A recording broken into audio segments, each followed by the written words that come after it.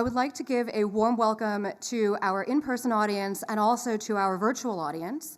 And so for the sake of our virtual audience who missed my previous introduction, I'll just say once more that I'm Jennifer Gordon and I'm the director of the Atlantic Council's Nuclear Energy Policy Initiative. And we are so delighted to be here today. And again, I want to thank newcleo, our partners, and our partners, the ISPI Young Talents Program. And also, of course, thank our hosts here today at the Centrale Lavazza Museum for this incredible space.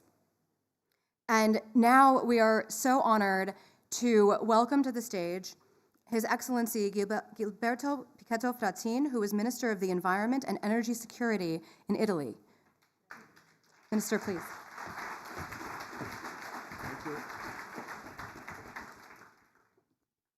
Thank you, buongiorno. I don't speak English, my English is terrible, quindi andrò in italiano. Innanzitutto un grazie per l'iniziativa, un grazie a Newcleo per lo stimolo al tema, quindi ringrazio per l'invito, naturalmente come Presidenza del G7 italiano in un momento di particolare interesse sul tema che loro stanno trattando. Thank you very much to Newcleo, and thank you for the invitation to this meeting, which, like our G7, comes at a time of particular interest in nuclear energy issues. Dopo decenni in cui in Italia la narrazione dell'energia atomica era improntata alla paura, finalmente anche nel nostro Paese si sta cominciando a discutere di nucleare senza dogmi, senza adesioni fideistiche a questa o a quell'altra posizione. After decades in which in Italy the narrative of atomic energy was based on fear, finally, even in our country, we are starting to discuss nuclear without dogmas, without blind adherence to one position or another. Per raggiungere gli impegni internazionali che abbiamo ribadito in tutte le sedi, stiamo puntando al massimo nel nostro Paese sulle energie rinnovabili, anche con gli stanziamenti del PNRR, ma certamente prevedendo una quota di nucleare nel nostro mix energetico che aiuterebbe molto a raggiungere l'obiettivo di neutralità carbonica al 2050. To meet the international commitments we have reiterated in all forums, we are focusing heavily on renewables, also with the funding from the PNRR, but certainly a share of our nuclear in our energy mix would greatly help us achieve the goal of carbon neutrality by 2050. Una produzione nazionale da nucleare certamente risparmierebbe molte emissioni di gas serra che altrimenti nei prossimi 26 anni, da qui al 2050, continuerebbero ad aumentare se usassimo fonti fossili. A national nuclear production would certainly save many greenhouse gas emissions that would otherwise continue to increase in the next 26 years if we use fossil sources. Il percorso che abbiamo delineato è chiaro. Oggi abbiamo un mix di 2/3 di fossile e 1/3 di rinnovabili, col carbone in calo, il petrolio stabile, gas e rinnovabili in crescita. Al 2030 intendiamo invertire questo rapporto e attivare, dopo aver abbandonato il carbone entro il 2025, e lasciarsi alle spalle anche il petrolio ed arrivare a un rapporto di 2/3 di rinnovabile e 1/3 di fossile. So the path we have outlined is clear. Today we have a mix with 2/3 fossil and 1/3 renewables with coal declining, stable oil and growing gas and renewables. By 2030 we intend to reverse this ratio and after abandoning coal in 2025 and leaving oil behind, achieve a 2/3 and 1/3 ratio in favor of renewables. Le prospettive al 2050 devono essere quelle della neutralità carbonica e naturalmente vedendo in discesa i fossili e in ascesa le energie pulite. So the perspective for 2050 must be carbon neutrality, replacing gas and using more renewables. L'utilità ambientale del nucleare è assolutamente provata. This awareness of the environmental utility of nuclear is spreading in Italy and is already recognized fact. Con un'utilità aggiuntiva, le rinnovabili attuali in Italia occupano spazi enormi. Per ogni megawatt ci vuole un ettaro di territorio. Il rapporto che da 1 a 7 nella produzione tra la continuità del nucleare e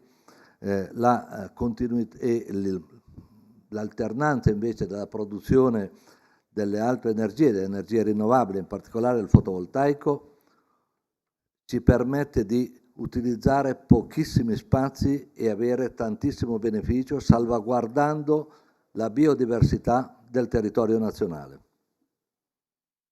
So the fact that we use 2/3 of renewables in Italy is widely known, and the ratio 1 to 7 is in the continuity of the alternancy of the frequency use of their commitment with the nuclear. It should be also noted that that our country will experiment this kind of ratio. Il fatto che a COP28 una ventina di paesi, tra cui Stati Uniti e Francia, abbiano chiesto in sede di COP di triplicare la capacità energetica degli impianti nucleari nel mondo entro il 2050, è sicuramente un evento storico, perché il nucleare viene visto ufficialmente in sede internazionale come una risorsa pulita, alternativa al carbone e anche al petrolio e al gas, e quindi uno strumento per fronteggiare l'effetto serra. The fact that about 20 countries during COP28, including the United States and France, have called at the COP to triple the energy capacity of nuclear plants worldwide by 2050 is a historic event, because nuclear is officially seen internationally as a clean alternative to coal and gas and oil, and therefore as a tool to address the greenhouse effect. Ma non solo a COP28 si è discusso di ripresa in grande scala della produzione di energia nucleare. L'Italia a livello istituzionale è stata presente al Nuclear Energy Summit di Bruxelles del marzo scorso. In quella sede il ministro Tajani ha sottolineato che gli investimenti sul nucleare sono una priorità insieme a rinnovabili di idrogeno, rafforzano sicurezza energetica e sostenibilità ambientale. But it is not only at COP that there has been discussion of a large-scale resumption of nuclear energy production. Italy, at the institutional level, was present at the Nuclear Energy Summit in Brussels last March. At that meeting, Minister Tajani emphasized that investments in nuclear are a priority, together with renewables and hydrogen. They strengthen energy security and environmental stability. I rappresentanti degli enti e delle agenzie straniere che si occupano di nucleare, presenti oggi qui e che naturalmente saluto calorosamente, sono la conferma che esiste un grande fermento in questo campo e che l'Italia di questo fermento scientifico e imprenditoriale è parte e vuole esserne protagonista. The representatives of foreign entities and agencies dealing with the nuclear present here today, whom I warmly greet, confirm that there is a great ferment in this field and that Italy is part of and wants to become a protagonist in this scientific and entrepreneurial ferment. E guardando avanti, dobbiamo tenere conto che stiamo discutendo di un uso del nucleare a breve e medio termine. Stiamo ragionando su piccoli reattori modulari, impianti che producono energia nella massima sicurezza, sempre con la tecnologia della fissione. And we must consider that we are discussing the use of nuclear energy in the short and medium term. We are considering small modular reactors, plants that produce energy with maximum safety, always using fission technology. Proprio il nucleo è impegnata sugli small reactor di quarta generazione, che tutti speriamo possano diventare presto realtà, minimizzando ulteriormente il problema delle scorie e innalzando ancora i requisiti di sicurezza.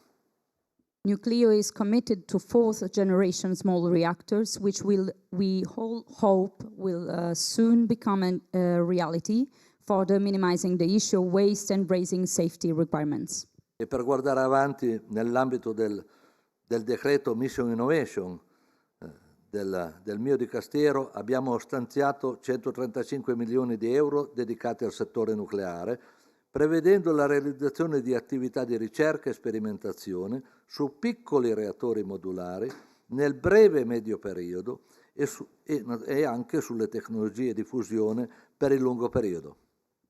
And looking ahead, within the Mission Innovation Decree, we have allocated 135 million euros to the nuclear sector, foreseeing the realization of the research and experimentation activities of small modular reactors in short to medium term and on fusion technologies for the long term.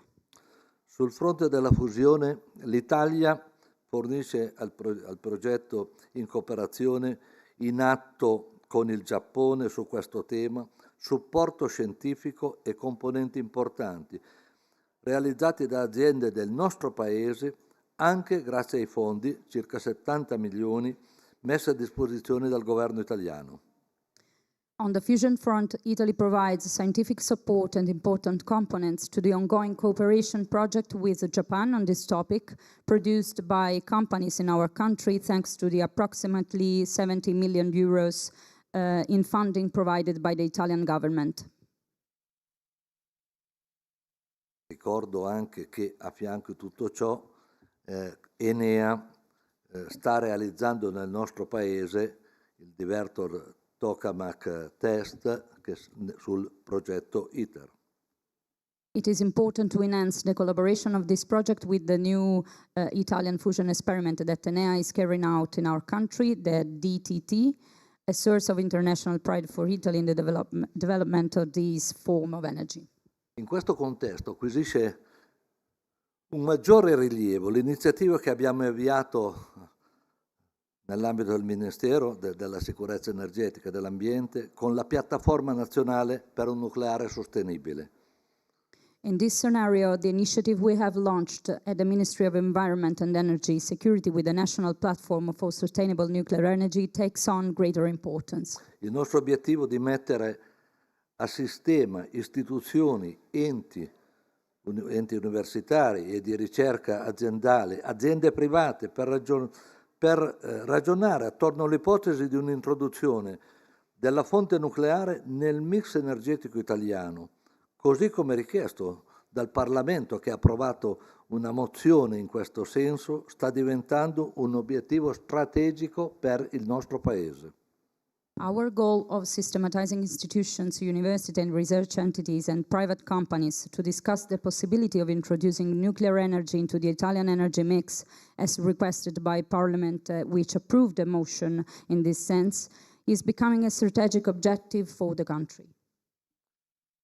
Al quesito se si fa qualche grande centrale o quale sarà il ruolo dello Stato, in questo momento posso dire che credo che se parliamo di small reactor possano essere modulari e di conseguenza non ci sia in prospettiva l'ipotesi di grande centrale. E dall'altra parte invece sul coinvolgimento dello Stato tutte le energie in questo Paese sono incentivate e quindi si tratterà di collaborare e allineare quello che è l'intervento dello Stato al punto giusto. So if the question is if we are trying to build nuclear plants in our country, the idea is that we will work on small modular reactors and not on big nuclear plants. And we need to cooperate, of course, a cooperation with the government, with the state.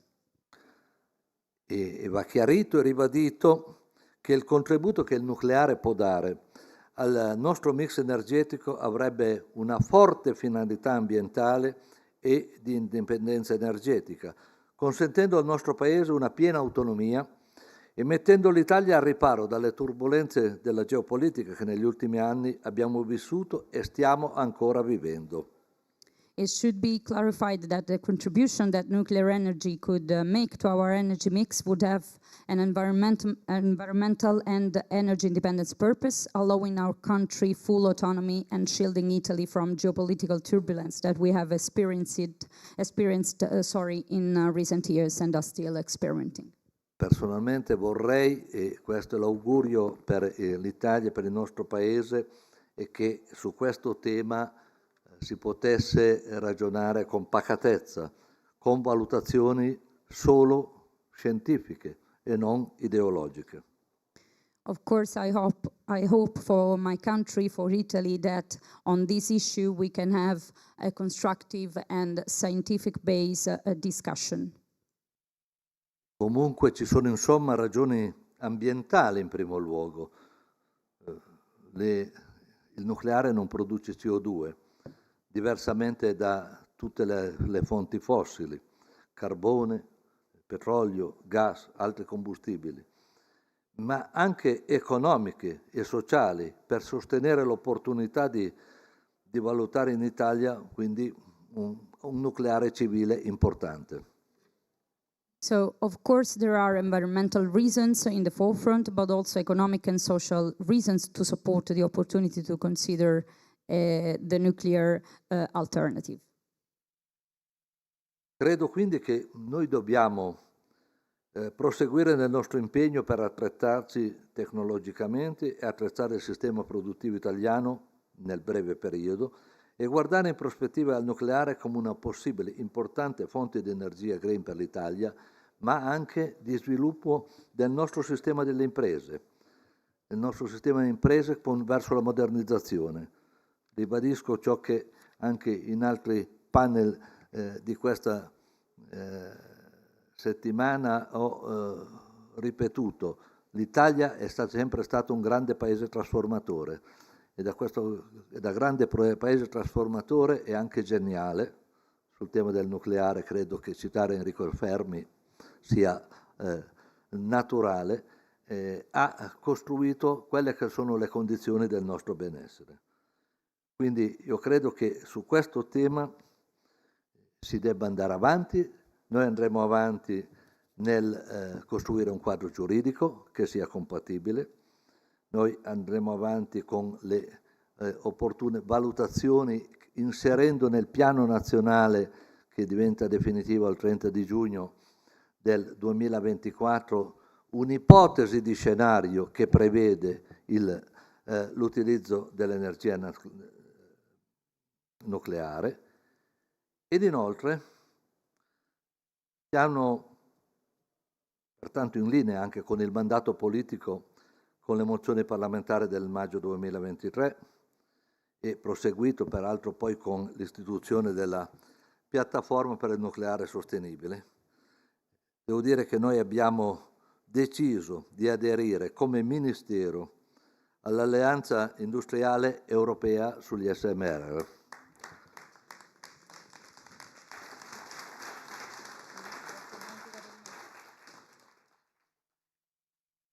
Questo per confermare il sostegno del nostro Paese e dare un segnale concreto di interesse allo sviluppo delle nuove tecnologie all'avanguardia dei piccoli reattori modulari, che possono dare veramente tutte quelle importanti risposte e quel contributo sull'obiettivo che è universale, perché è l'obiettivo di COP28, è l'obiettivo del 1,5 gradi del 2015 di Parigi, che è la decarbonizzazione e la ricerca e l'opportunità di avere energie pulite e di conseguenza fermare quello che è questo forte cambiamento climatico, intervenire per limitare la perdita delle biodiversità e naturalmente limitare l'inquinamento, utilizzando il termine più ovvio che tutti utilizzano. Grazie.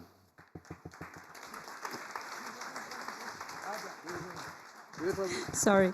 So I would like to point out that we believe we must continue our efforts to equip ourselves technologically and prepare the Italian production system in the short term and look ahead to nuclear energy as a potential And in line with the political mandate initiated with the parliamentary motions of May 2023, and continue with the national platform for sustainable nuclear energy at the Ministry of Environment and Energy Security, we have decided to join as a ministry in the European Industrial Alliance on SMRs to confirm the support of the national system and give a concrete signal of interest in the development of new cutting-edge technologies of small modular reactors, which can make a significant contribution to achieving European decarbonization goals. Thank you.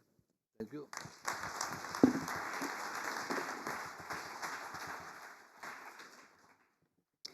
Grazie mille to Minister Pichetto Fratin. And now I'm delighted to introduce our next speaker. And at the Atlantic Council, we always say that we would never read the full bios of each of our speakers because they are far too accomplished. But I think that is true of our next speaker more than anyone else, perhaps, the Honorable William D. Magwood IV, who is Director General of the OECD Nuclear Energy Agency, but who has also held every top nuclear energy position in the United States government and who brought the industry in the United States back from the brink. So with great gratitude and with also great gratitude to Bill for adjusting his travel schedule, I'm delighted to welcome you to the stage.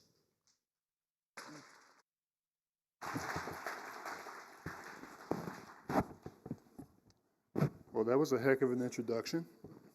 Hope I can live up to that. Well, good afternoon. It's a true pleasure to be here with all of you. I am very pleased to be with you here today to just lend support to the effort that is underway here today. And as the minister leaves, I do want to recognize his efforts in his position as minister in Italy, to move Italy back into the conversation in nuclear. I think it's extraordinarily important. Let me just begin by thanking Jennifer and Atlantic Council for putting today's session together.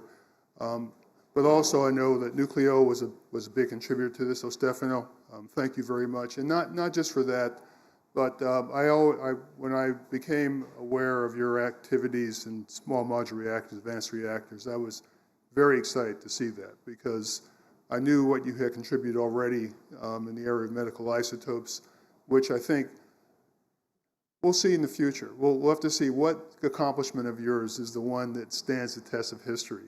I think the medical isotopes might beat everything out because I think it's so important. So thank you for all your contributions and thank you for your leadership today.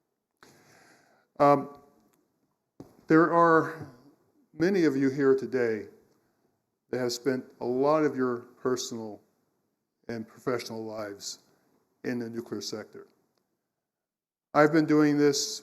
Unfortunately, I just had a conversation on the sidelines with Jack Edlow, who's been doing this since the Nixon administration, I think, or if not before.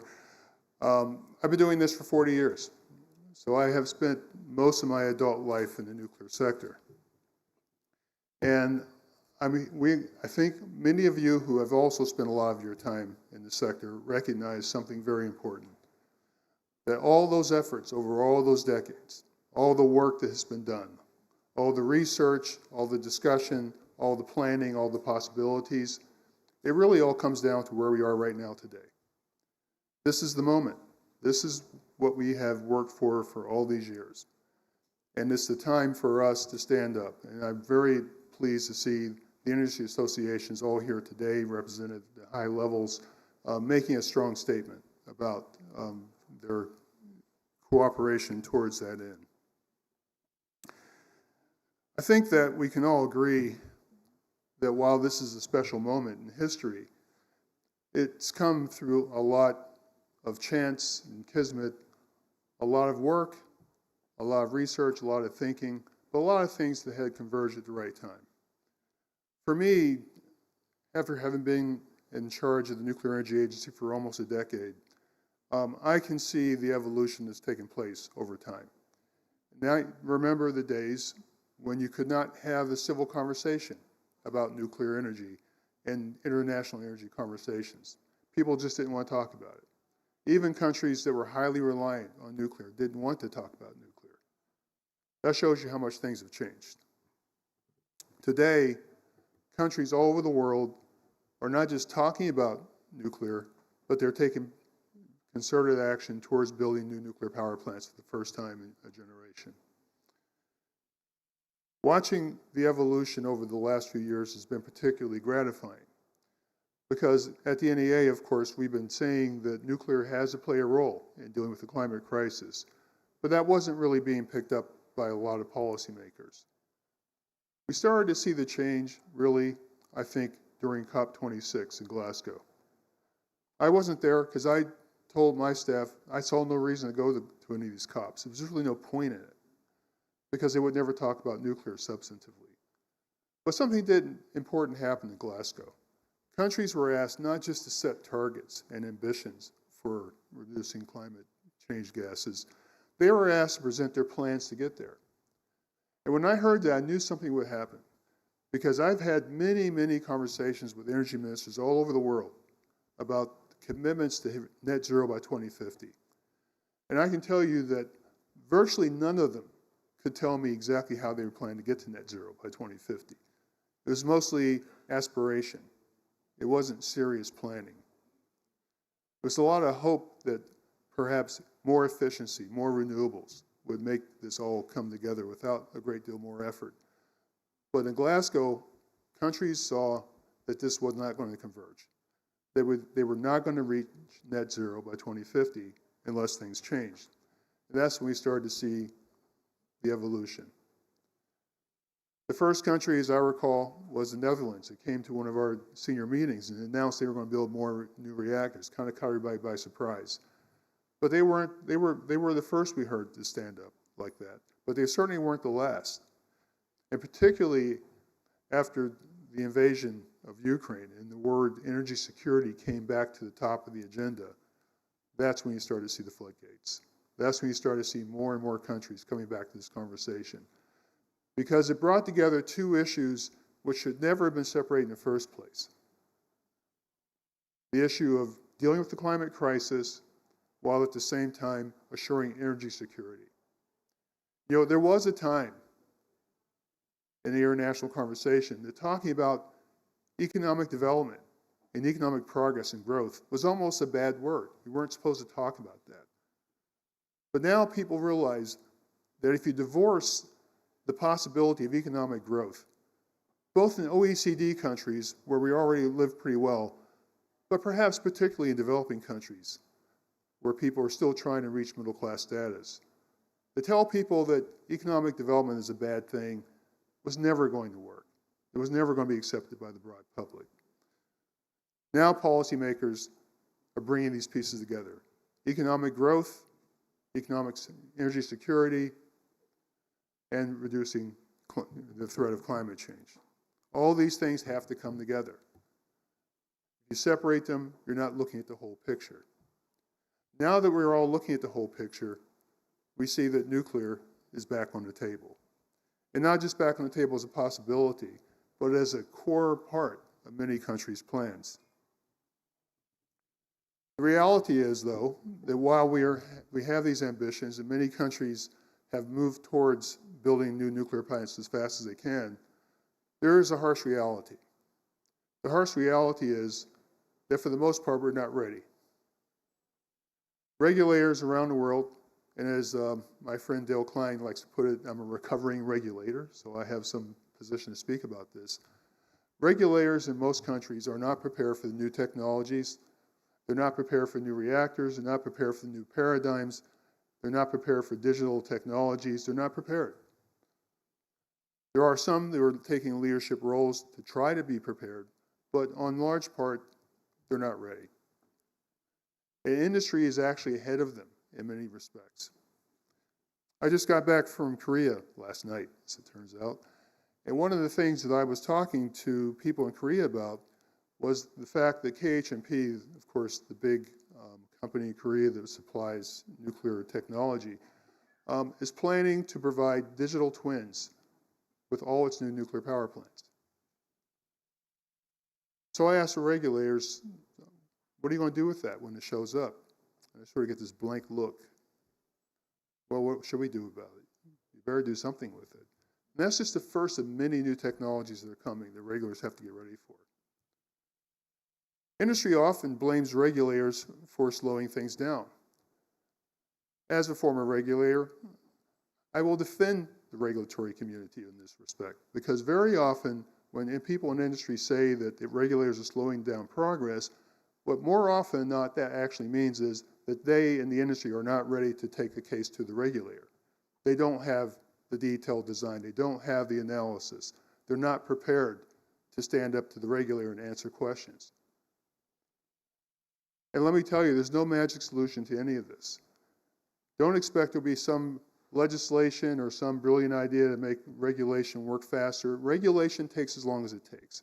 Licensing takes as long as it takes, because there's the public expectation that whatever technologies are deployed, that they will be safe. Now, fortunately, I think a lot of the new technologies that we're looking at make that job a bit easier, because they rely on forces of gravity and heat transfer. They use low-pressure technologies, which are easier to deal with.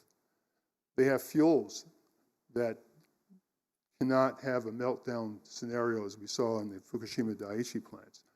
So it should be easier. And not just easier for highly developed countries in the OECD, but also for countries in the developing world, in Africa. I visited Addis Ababa recently, and I met with commissioners of the African Union. And we talked about nuclear aspirations in Africa. And many countries in Africa are laying the groundwork to do that, to build new nuclear power plants. I'm very pleased to see that the G7 is going to take this up as a significant issue in this upcoming meeting. But there's a lot of work to be done to prepare for what needs to happen in Africa. A lot of expertise has to be built, a lot of infrastructure has to be created. And it's clear to me that for OECD countries, we are so far behind in the outreach on this. So as I mentioned, I was in Addis Ababa, and I visited the large university outside of the city, and I was given a tour of a fantastic new laboratory facility. 7 very impressive buildings, glass and steel, fantastic facilities, high bays, all sorts of equipment coming in, being built by China. They are so far ahead of where Western countries are that it's not clear to me that we actually can catch up. But we absolutely have to try.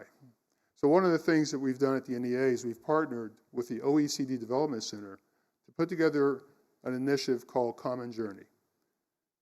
We call it Common Journey because when I look at many countries in the OECD who haven't built nuclear plants for a long time, and I see that they're lacking in infrastructure and industry, they're lacking in human capacity, they're lacking in ministerial experience in dealing with nuclear technologies. It's actually quite similar to what's happening in Africa.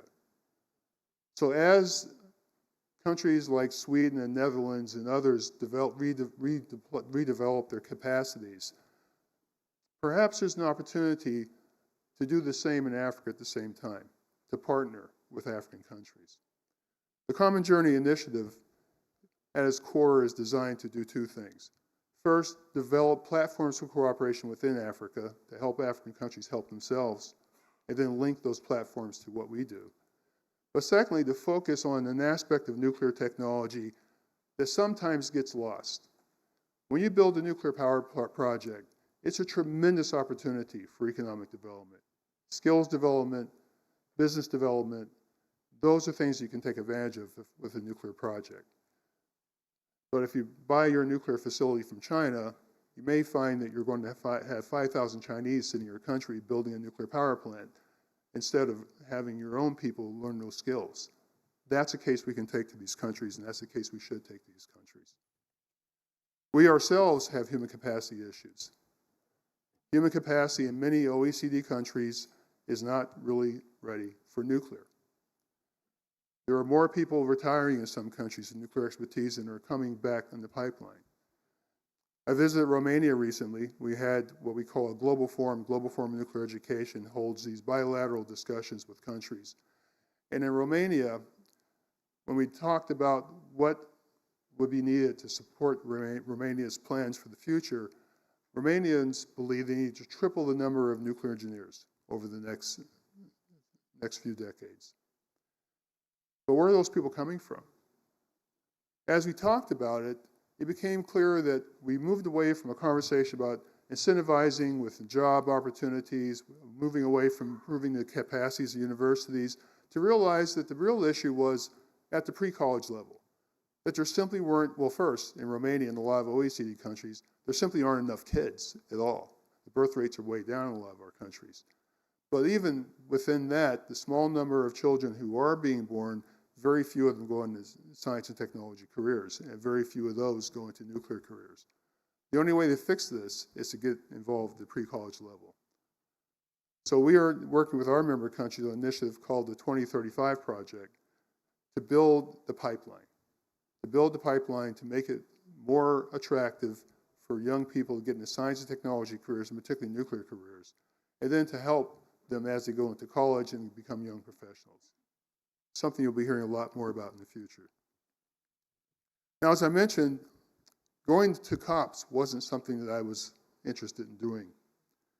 And that changed, of course, with COP28, where I did attend. And that was because in COP28, I knew things were going to be different. And the first sign of that was during our Roadmaps to New Nuclear Conference, a ministerial conference that we held in Paris back last September. In that conference, we had 20 ministers and 30 CEOs who came together and called on us and called on the community to work together to solve issues. And the issues they highlighted: financing, sound familiar? Human capacity, supply chain. Those are the three main issues. And those are the three issues that we're spending most of our time on.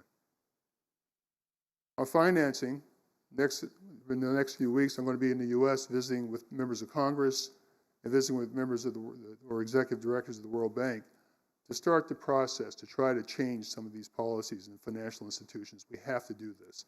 And this is something that many of you are also involved in. So this is an area for collaboration. I had a good conversation with Rafael Grossi about this just recently. These are areas where all of us have an interest, and all of us should be pushing hard to get change in this area. And I know you're going to have a conversation about financing later today, so I'm looking forward to that. I think the last thing I would highlight is that going forward, we have also a challenge in making sure that we are prepared to build when the time comes. Governments can help with this, but at the end of the day, it's going to come down to the ability of vendors and the industry to execute projects and execute them well. We have a long history in our sector of projects that took too long to finish and cost too much. And if that is the picture in the future, people are going to turn away. They'll find other ways to meet their energy needs. We have to do better. And there's a lot that goes into that, all of you know. It isn't just supply chain, although supply chain is a big part of it. It's going to be very esoteric things like contract structures. And I know there's many people here, particularly you lawyers, are thinking about how do we build better contracts so we don't incentivize the wrong behaviors. It's got to be a big part of it. But as I mentioned also, there's a lot of work all around. Regulators, industry, government, we all have to come together. And we all have to have the right platforms to cooperate. So meetings like this are very important to that end, to make sure that we're all on the same wavelength, that we're all fighting the same fight. But if we don't do this quickly, it's going to be too late. This is a very, very small window of opportunity. It's an opportunity that people like me have spent 40 years moving towards. I'm happy that it's here. But I'll be unhappy if I look back 10 years from now and realize we missed the window because we didn't do the right things, because we didn't work together, because we didn't look our problems squarely in the eye and say, we need to solve this. This is our time. This is our chance. And for those of you who are been in this business a long time, you know that this chance may not come again in your lifetimes. So, all of you, get to work. Thank you.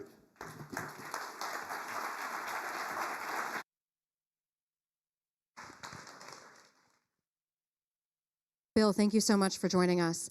And now I'm delighted to introduce our first panel discussion, which will be on the role of nuclear energy in deep decarbonization.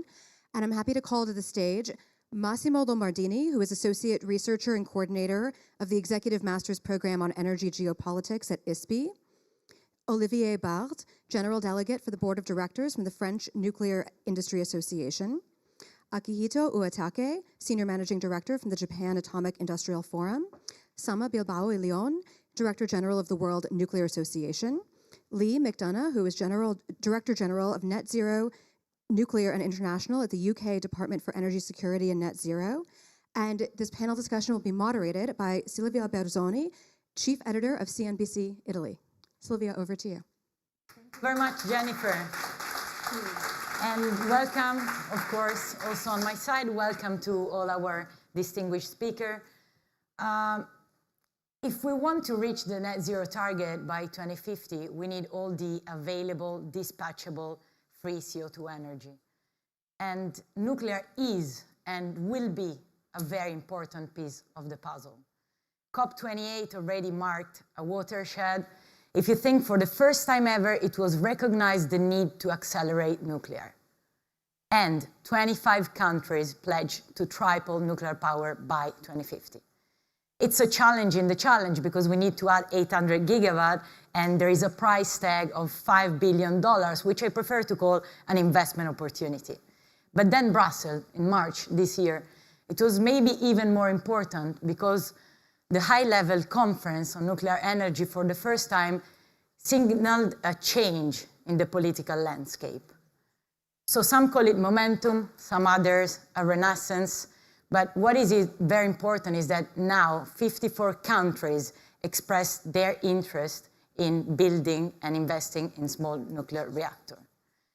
So, of course, this transition is multi-technology and it's multi-stakeholder. Government, the industry, public, civil society, the financial industry. I think that this is the moment in which we need a more ambitious, bold, pragmatic effort to coordination. So we will discuss this afternoon how to do it better, how to do it right, and of course, how to finance it. And we hope really to share with you some innovative solutions, mindset, and approaches as we can define as innovation as the place where ideas can connect. So I think we're ready to start. And Lee, I will start with you just to have an overview from the UK. Of course, nuclear energy right now provides around 50% of, no? It's smaller, 15. 15%. Yeah. I wish it was 15. And the aim is to get to 25% by 2050. Yeah. Sorry for my error, pardon me. That's okay. So can you explain the roadmap and how important it is nuclear in the decarbonization process? Yeah, thank you. And thank you for inviting me. It's really great to be here as a lifelong supporter and somebody who's been involved in the nuclear industry. So it's great that we're having this conversation. Just a couple of things to say up front about the UK position. There is no pathway, there is no scenario in the UK for hitting net zero by 2050 without nuclear. So it's not a matter of whether, it's a matter of how much and when. The other thing I should say up front, those of you who know the UK, we're heading for an election later at some point this year, I'm not quite sure when. So it's really important to just say, for our context, that there is cross-party support for nuclear. So really important context.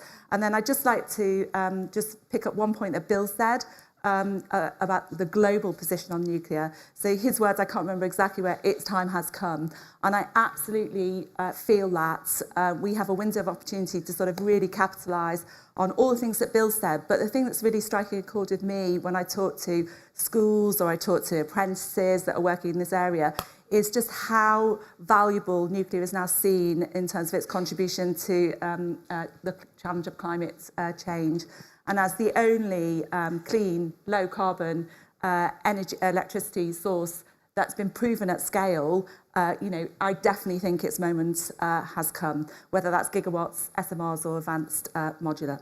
So in that context, it's just worth also thinking a little bit about the UK. We're a proud civil nuclear country, and actually at our peak, I think in 1995, we had about 25% of our electricity was provided by nuclear.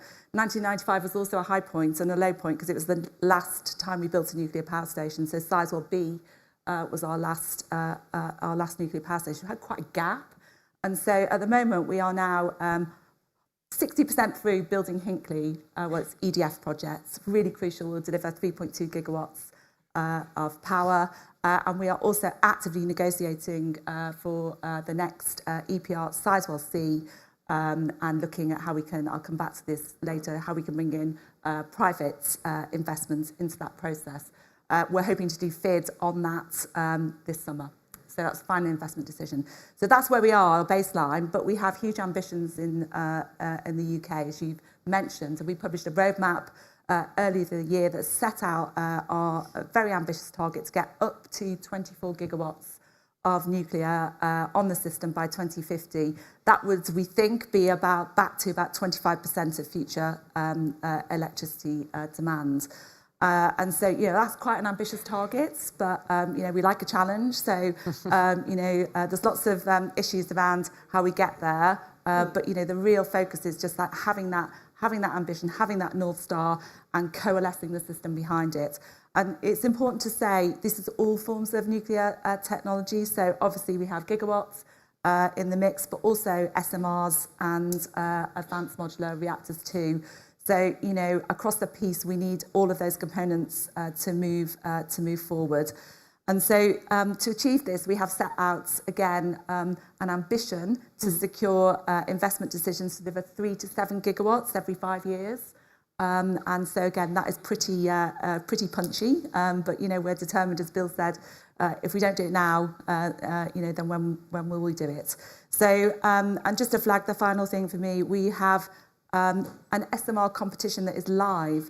And so SMRs have become very much the into the fore now, which is fantastic. And we have a live competition going. We will down select to the projects that we feel are most able to achieve final investment decision by the end of the decade. So I feel very optimistic about the UK position. I'm under no illusions about how challenging it is.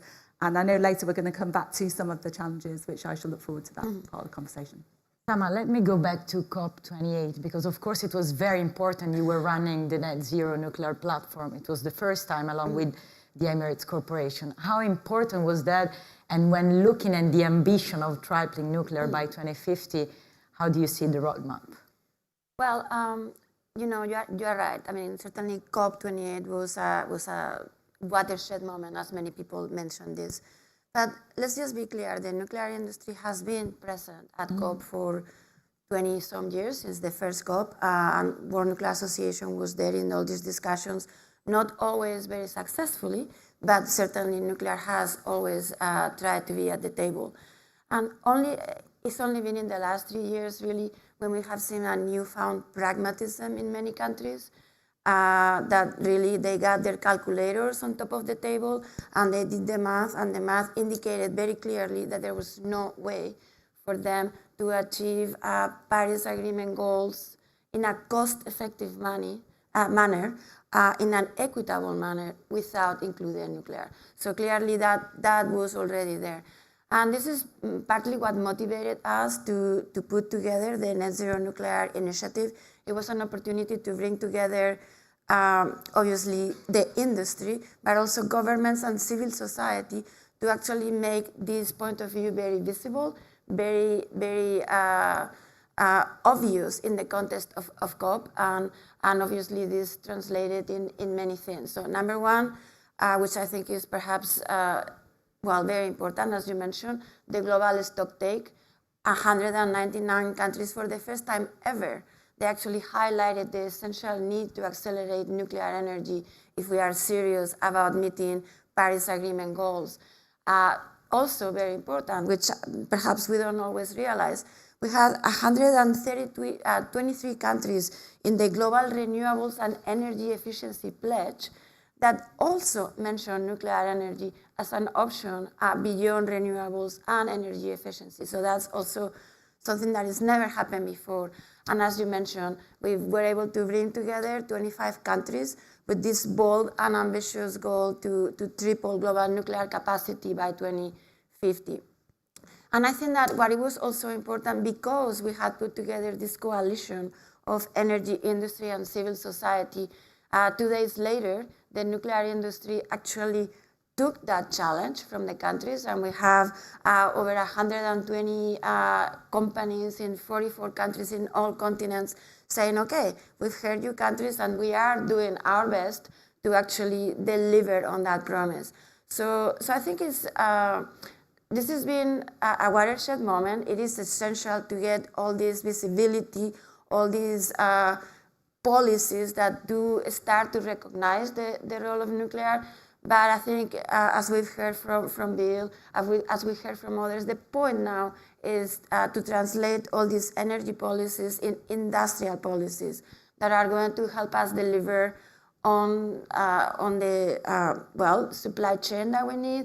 They are going to provide the long-term visibility that the finance community needs in order to understand how they can invest in nuclear projects, obviously new nuclear power plants, of course, but also the entire nuclear value chain. I mean, from mining, enrichment, fuel fabrication, also extending the life of the current fleet, all the aspects of the supply chain. I mean, there are many industrial pieces of the puzzle that are essential, and of course, workforce. We do need to we need to have the skills that are going to be essential to actually launch all this carbon-free energy, including nuclear. And I always like to mention that, because nuclear doesn't sit in isolation.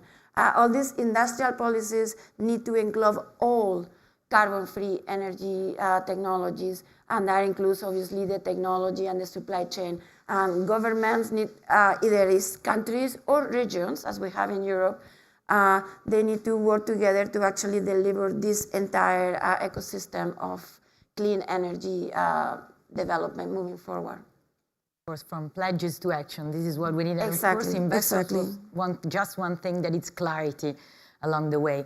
Akito, let me turn to you, because of course we find ourselves 13 years after the Fukushima accident, but there has been a very important revival in Japan. Can you tell us more about it? Thank you, Sylvia. First of all, I'm honored to speak here today as the only Japanese panelist. So thank you again for having me for this wonderful gathering. It has been 13 years since the severe accident at the Fukushima Daiichi nuclear power plant. So despite being a country that experienced such a disaster, Japan chose to continue utilizing nuclear power, which is a very different path from that of Germany or Italy. And now we have successfully brought 12 reactors back online. Another 5 have obtained the necessary approvals and are preparing for the restart. And I expect 2 or 3 of those 5 will restart this year. So additionally, 10 more are currently undergoing safety reviews. And if all of these reactors were to resume its operations, it would bring to the total of 27, and which roughly represent 20% of our country's energy mix of electricity supply. So having said this, you may now feel that the Japanese people have recovered from the trauma of the accident or have forgotten about it. But I would say that is not the case. Here I would like to share the most important lesson learned from the Fukushima accident with you. Of course, the Japanese government and we, the Japanese industry, have engraved this accident into the cornerstone of our every endeavor, always placing safety at the forefront, including rigorous, strengthened regulatory framework and the industry's efforts in the intense peer reviews. But these are not enough. The most important lesson we've learned is, in my opinion, the importance of continuous and open dialogue about safety, not just within the nuclear stakeholders, but also with the wider society. In the past, there was a tendency to avoid discussing safety as overly elaborate explanations or arguments about safety could ironically provoke doubts regarding safety in the public. That the same thing can be said regarding the accident evacuation planning. Those were mistakes. We have to commit to transparent communication and engagement with the people to address any concerns. Safety must always be the top priority of our agenda. So as we race towards our goal of 2050 carbon neutrality over the next 26 years, it will be crucial for us to keep safety as a central focus of our discussions and communications with the society. This is and will be the foundation that supports the revival of Japanese nuclear power.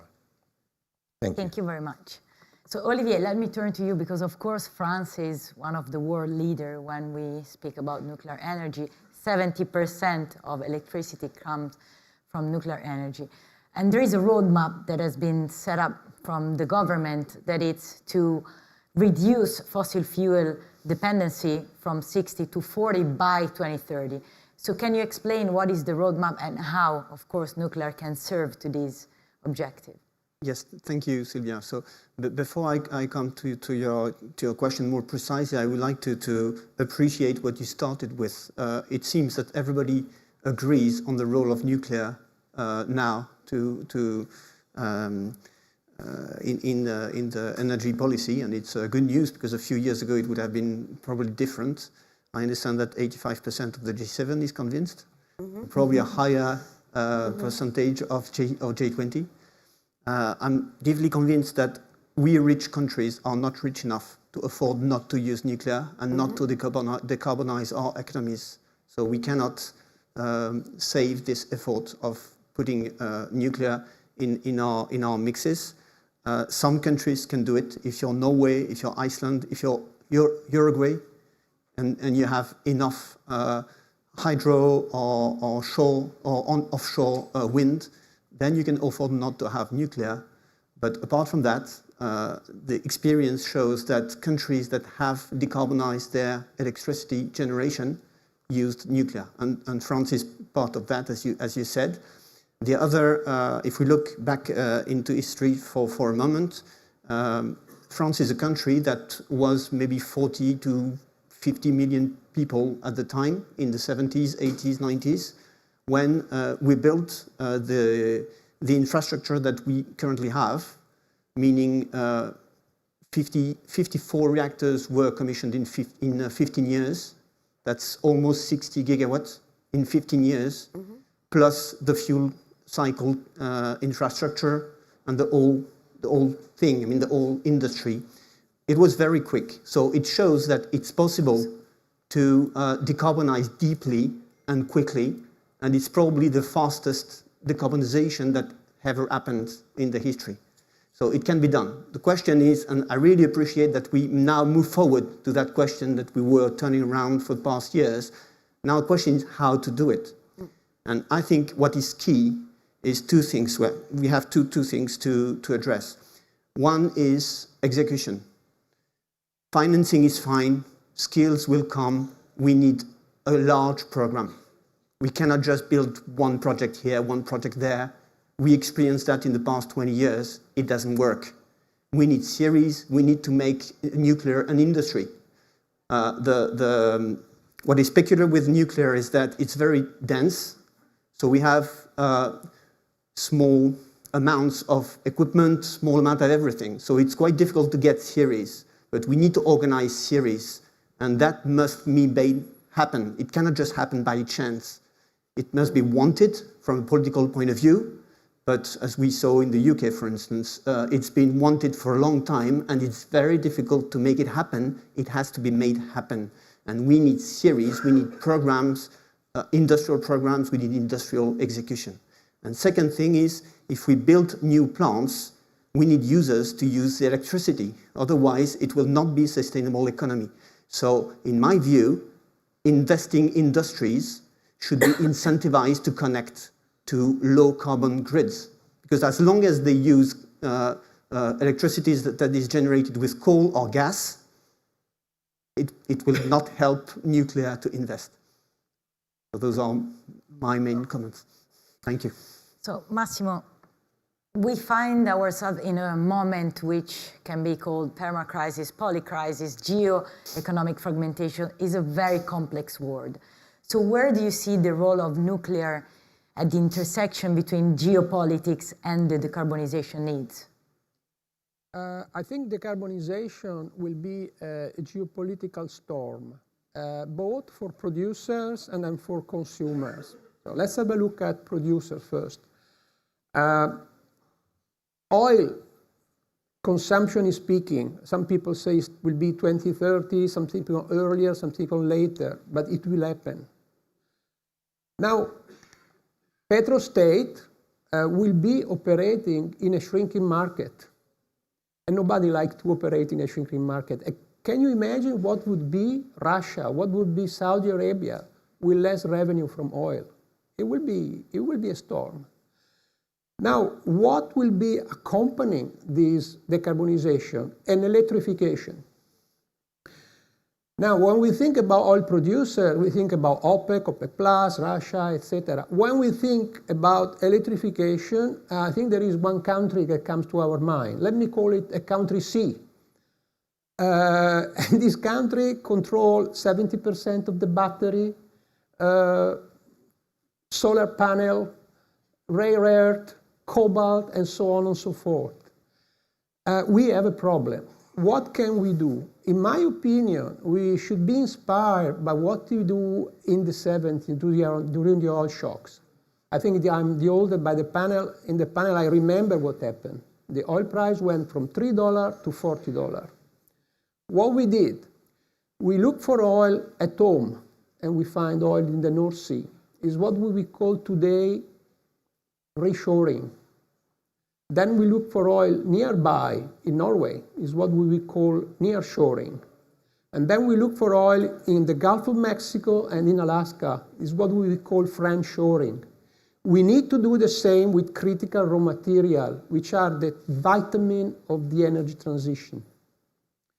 The other thing that we did in the 70s, since oil was expensive, and even there were reports from the carbon room saying we were running out of oil, etc., we looked for alternative sources, and France embraced very fast and furious, if I can use this word, nuclear. What we could do with critical raw material, which are controlled by China, we need to recycle them, or whenever is possible, replace with other material which are not so critical. So this is one challenge with the country C. The other challenge is technology. We lost the battle, maybe not the war, but the battle on solar panel. We lost the battle on batteries. On electrical vehicle, I think the battle is ongoing, but well, time will tell. I think we should not afford to lose the battle on nuclear. And I think this is my suggestion and my humble suggestion. I spent 25 years of my life working for the European Commission. I'm a private citizen, so I'm speaking my personal behalf. I think if we want to do something, we need to stay together. It needs to be a European initiative, maybe not at member state level, maybe at company level, but it's not an initiative with full respect for the capability of France. It's not something that one country can do on its own. And one other thing I wanted to add to conclude. In the 70s, the oil shocks were a black swan. I don't know whether the black swan was existing at this time as an expression, but nobody was expecting the Iranian Revolution, nobody was expecting the Kippur War, etc. Now we know that we have a problem and we need to do something about it. I stop here. Thank you very much, Massimo. I think we can sum up this with the need of strategic autonomy, which is something that, as a whole, we are all searching for. Let me go back to the challenges to the nuclear roadmap. Is it about delays? Is it about cost? Is it about skills? It's all the above, and how the government is facing them. Basically all the above. I have like four key buckets of challenge, I think, that's facing the UK. But when I say that, I think it's facing everyone. Learning from each other is really important. So first is financing. It is just hard. These things are expensive. We've lived through, certainly in the UK, and I know others the same, delays to schedule, increases in cost. We just have to address these issues, and finding, sort of innovative financial solutions that will allow private investment to come in to support development of these, really important assets is key. In the UK, we've passed a nuclear financing bill, which allows us to use a RAB model to basically support, funding streams. We are actually out now engaging on the Sizewell C project on a capital raise to see what private equity we can bring into the system. I think it's also important that we have the right framework. So in the UK, we have a green taxonomy, and we've been looking at how we can bring nuclear into that, just to send the signal that nuclear is certainly, as a low-carbon electricity source, key to our green agenda. I actually think this is one of the areas globally that we should be working together on. I know Bill has mentioned this. I think it is an absolute key priority because, as we've all talked about, whether it's SMRs or gigawatt, actually working together to deliver, the ambitions we have requires the financial institutions to work with us and to be changing the way they think about risk. And so I don't know what the answer is, but it's key. Just really quickly on the others, delivery models and supply chains have been mentioned. In the UK, we set up something called Great British Nuclear, which is going to be hopefully our key delivery body that will drive forward the future nuclear programme. It's currently focusing on the SMR programme.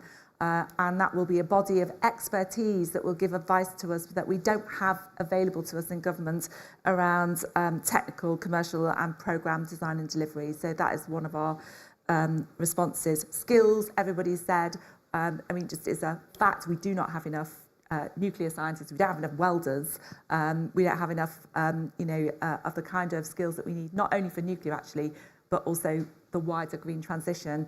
And so we have in the UK just recently had a nuclear task force, skills task force, which has tried to do a really important thing, which is for us to join up across the whole nuclear endeavour in the UK. So that is both civil and defence side to look at the skills that are needed collectively and how we can work together to make sure that we're not poaching from each other or, kind of really treading on each other's toes. So that is a big step forward. And then I guess the final thing for me is just around regulatory landscapes. And I totally agree with Bill's points earlier about you can't compromise on regulation and safety. But I think there is a challenge to the system here, is that how do we streamline some of the regulatory environments that we have so that we're not compromising on safety, but we are making a combined effort to basically align where we can. There's a lot of duplication and a lot of things that we can see in the work that we started doing about how to reduce timeframes. And all of these things are so important to doing exactly what you said right at the start, which is we have to send the right signal to industry and investors so they have confidence. And all of those components are key to getting the confidence for investors to come in. And maybe we need also a little more of knowledge of the role that really nuclear can play. And Sam, I'm asking you about industrial decarbonization, off-grid application. It's electricity, it's heat, it's hydrogen. Exactly. Now, I think that is essential for us to educate the investment community on what I mentioned before. It's not just the traditional large projects. There is many other projects. And also, we need to make sure that they understand that while a nuclear power plant may take 4 or 5 years to build, we are talking about a 40, 60, 80 years investment that is going to provide day in and day out a constant revenue stream. So, and again, the important thing here, to me, this is an exciting opportunity that we are starting to see people out there recognize that nuclear can actually be a game changer to decarbonize the entire economy. Yes, everybody knows that we can produce electricity 24 hours a day, 7 days a week, cost effectively. But we can also produce heat at the same time, and this is a game changer. So obviously, this heat is going to be used. There are already quite real projects of this district heating, so we can help decarbonize heating and cooling in buildings. So that's a major source of carbon emissions. Then there is process heat for many industrial sectors, which is what you were discussing. So the metallurgical industry, cement, ammonia, hydrogen, all those are industries that are very much looking at how nuclear can help them decarbonize. The chemical industry, we have already examples, Dow Chemical having very specific plans to use nuclear electricity and heat for their future plans. But again, we are talking to the oil and gas industry because they are starting to understand that nuclear energy can be critical for them to decarbonize their scope 1 and 2 emissions. So we are going to be able to extract oil and gas more in a cleaner manner. The petrochemical industry can become much more carbon-free. And of course, I'm sure there is a lot of work that is taking place in the CCUS part of the equation, which is a little bit different.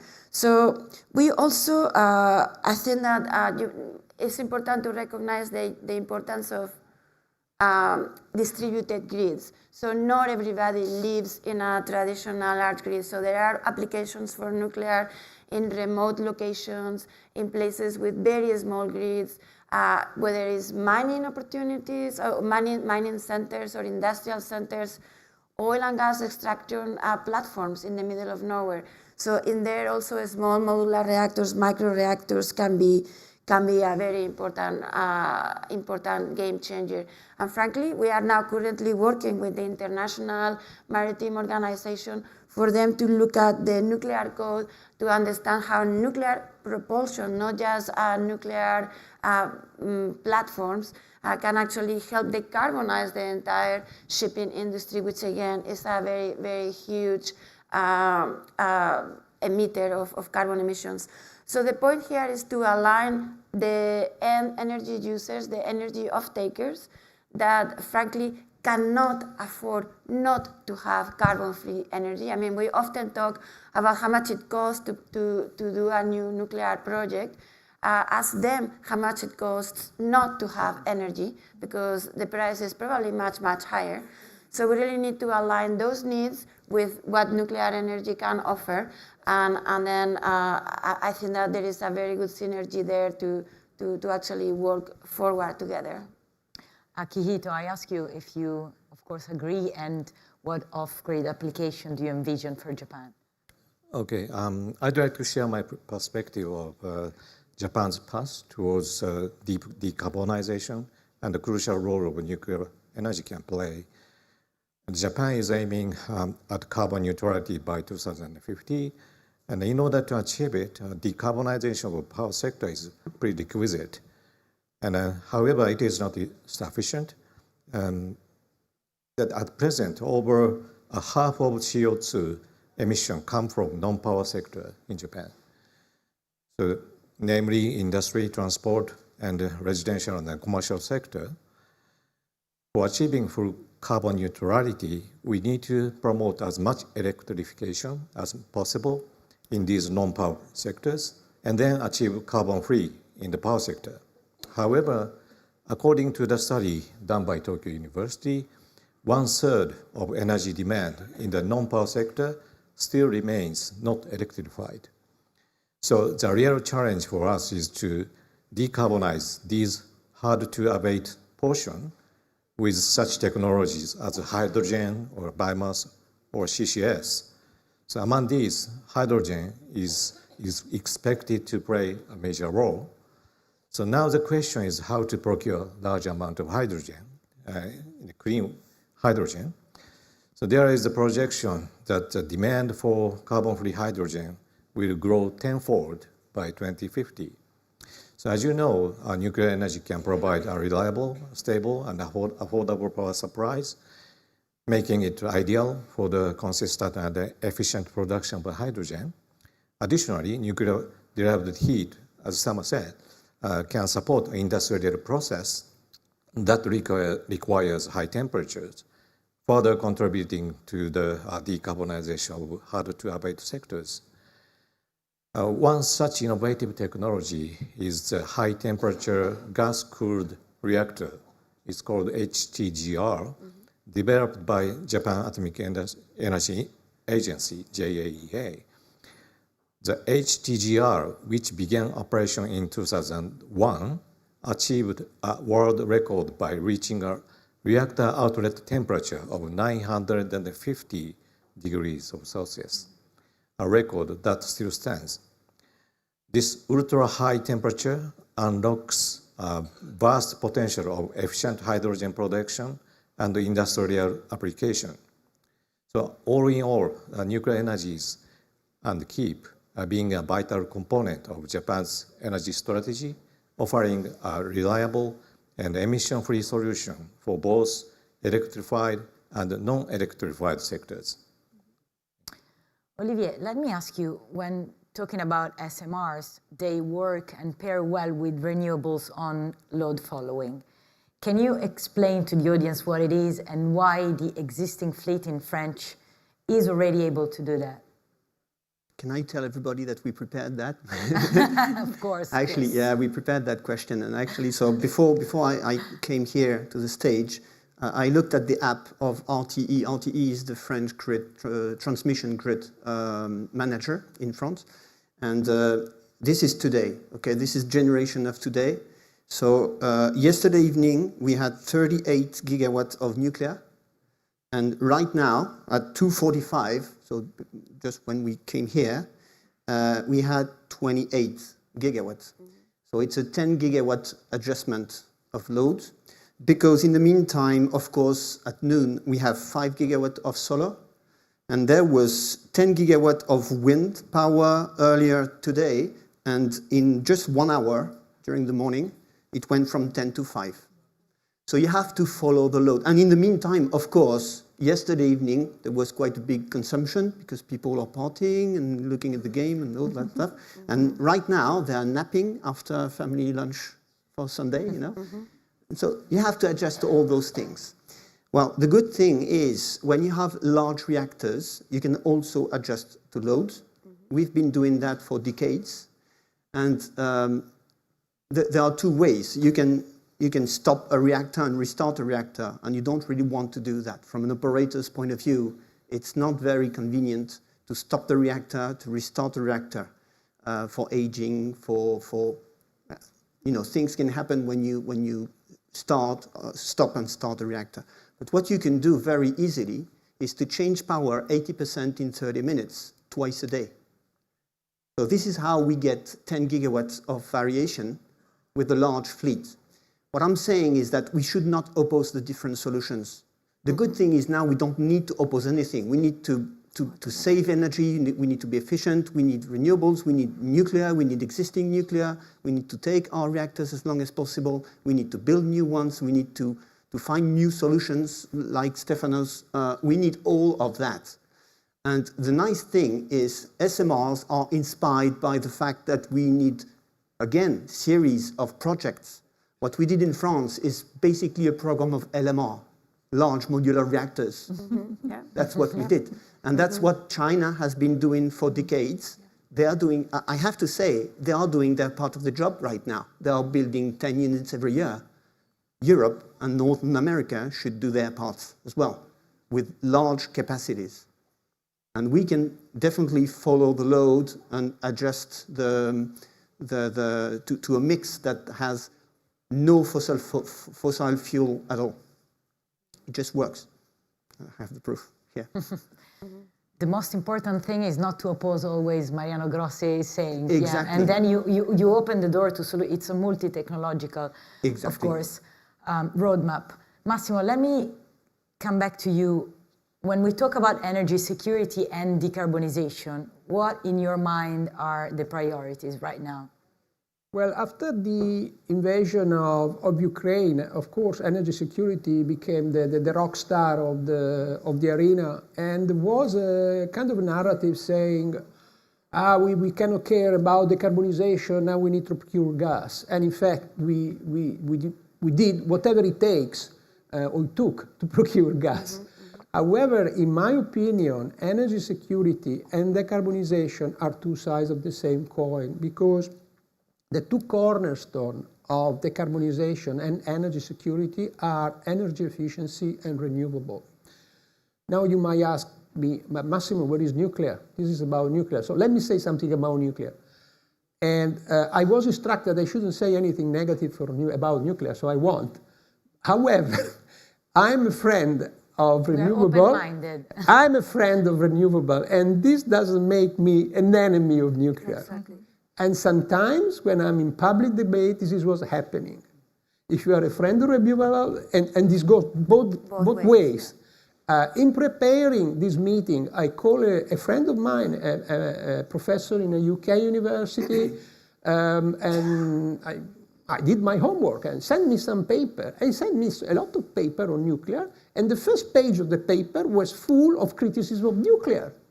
We shouldn't be like that. I think nuclear and renewable should come together. And you might say, it's easy to say and difficult to do. No, it's not. In Sweden, it is happening.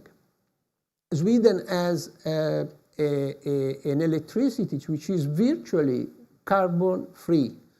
And I was really challenged by the application. It was not prepared, but I was challenged. So I'm in a spirit of a healthy competition. I will mention another application, which is electricity map. Yeah. You might like to have a look at the electricity map, and you see the carbon footprint of power generation in every country in Europe, in every minute. And I'm sorry to say so, the one of Sweden is even lower of the one of France. And it's lower because they marry renewable and nuclear. It has been possible that it should be a model for the remaining part of Europe. Finally, I think, so to conclude, energy transition and decarbonization goes hand in hand. If you don't believe me, today you read the Corriere della Sera for the Italian. There is an interview to Fatih Birol, the executive director of the International Energy Agency, which has been dubbed by the most powerful influencer in the energy arena. And he says exactly the same. Decarbonization and security goes hand in hand. I stop here. And he also says we need nuclear to get to 2050, otherwise net zero is kind of impossible. So what you were saying, Massimo, a very important CEO of an Italian company always tell me that when you have knowledge about a technology, when you have knowledge about the physics, when you have knowledge about what is behind the economy of energy, you can master it and you can bring progress. So I think this is exactly what the debate should be about. But in the 10 minutes that we have left, and I will ask you to be very, very quick. So Lee, what do you think this G7, that it's very important and very mental, can bring to international cooperation?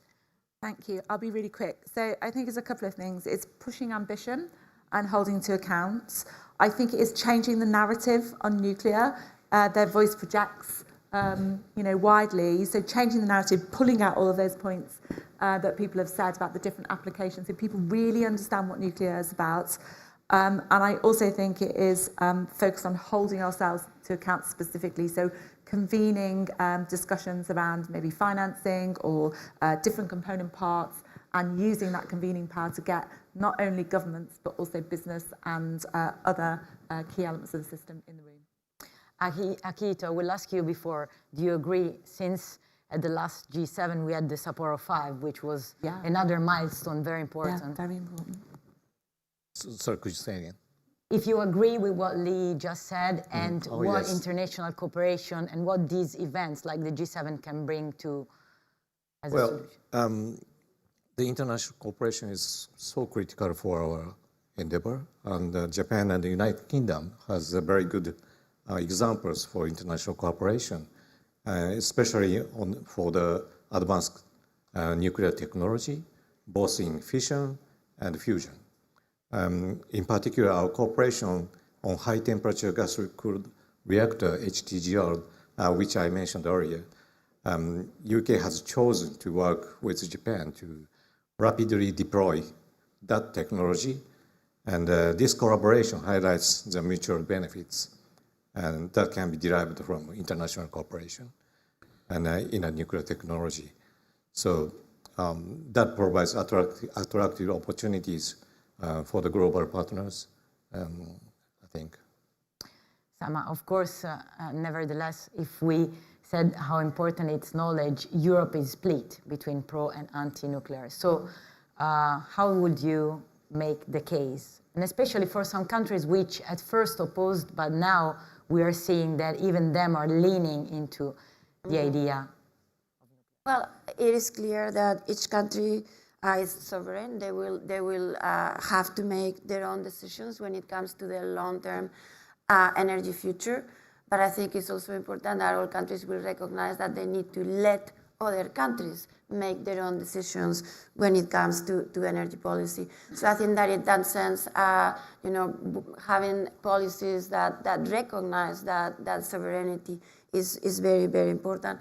I would say that perhaps in Europe, I don't think it's so split anymore. I think that there is perhaps a couple of not very supportive of nuclear countries. There is a large majority of very supportive countries that are actually moving forward very ambitiously and I would say aggressively on this plan. And then let me just go to something that is even, well, just as important, I would say. There is 800 million people all over the world, in Africa, in Latin America, in Southeast Asia, even in Europe or in North America, they have minimum access to energy.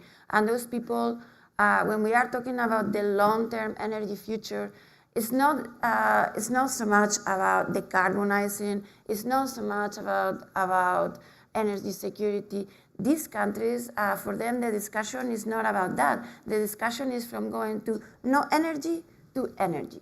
And that is a completely different discussion that requires all carbon-free energy sources. And many of these countries are very seriously considering nuclear. So I think that it is our job to make sure that they have the information and the access that many of us have had for decades to this technology. And for sure, things are moving. I refer to the announcement that our minister just did. And what happened in Italy in the last 24 hours, I think, I'm looking at Stefano, but it can be defined as historical, given what happened since our last referendum. Olivier, France can lead this way? I don't know if we have to lead the way. I think that since France has one of the industries, of the nuclear industries that are available and comprehensive, of course, it has a responsibility to be part of it and to cooperate. I fully agree. It's really a matter of cooperation. If you look at Europe only, for instance, the grid is connected. So policies are by country, but at the end of the day, the system is mostly a European system, and nuclear should be recognized as a stabilizer. I mean, from a grid management point of view, from a political point of view, economical point of view, it is a stabilizer, and it should be recognized as such. What makes me optimistic is that what is happening right now in France is we are reopening a new phase of new build. I started in this industry 25 years ago, a bit more than 25 years ago. That's exactly the period when to actually be in a nuclear new build program, you had to go to China. This is what I did. We stopped building plants on an industrial basis 25 years ago in the West.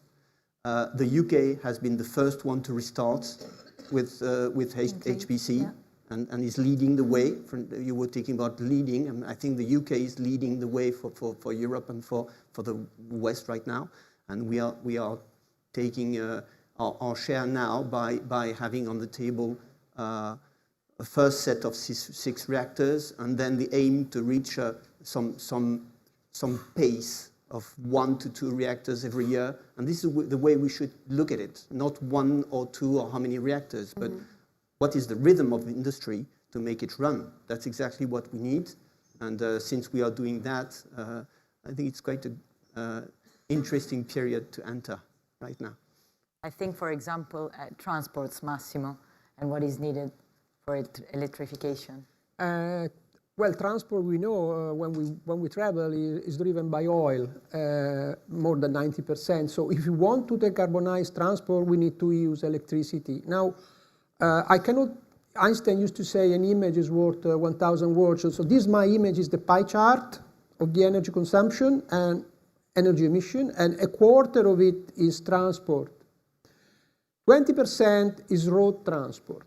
So let me consider road transport. I know there are different views on electrical vehicle, but I'd like to share with you 3 figures: 1 million, 10 million, 14 million. 1 million of cars were put on the street, electrical vehicle car, were put on the street in 2016. In 2022, they became 10, a tenfold increase. Last year, there were 14, a 40% increase year to year. I think the trend is there. When it comes to heavy duty, it's a bit more difficult. I think the jury is still out, but my educated guess, will be happy to bet a lunch with anyone, is that they will be electrified. To make a local example, the municipality of Torino has just bought 120 electric trucks. Rail is mostly electrified or electrifiable. Maritime, I will not spend time on maritime because it has been being covered by the other distinguished speaker. Let me move to aviation. Aviation is the difficult child of the family.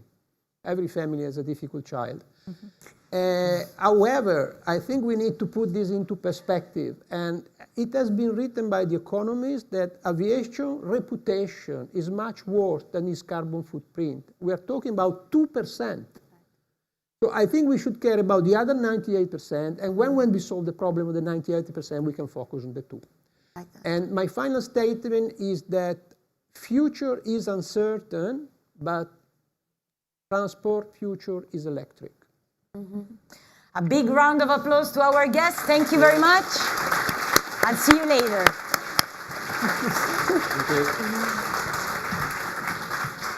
Thank you, Sylvia, and thank you to our wonderful speakers. And now I am delighted to invite everyone to join us downstairs in the main lobby for a very brief coffee break. Please return by 4 o'clock when we will resume our program. Thank you.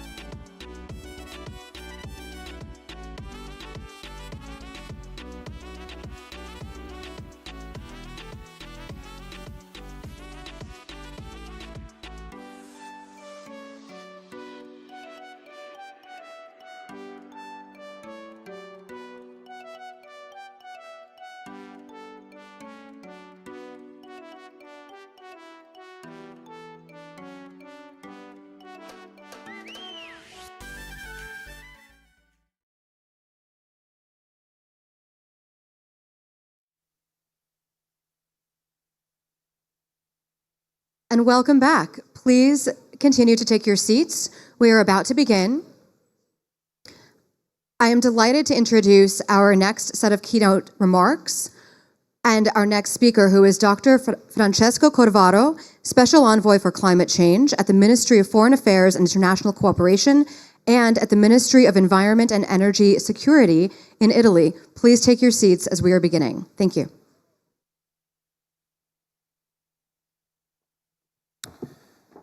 Good afternoon. Thanks.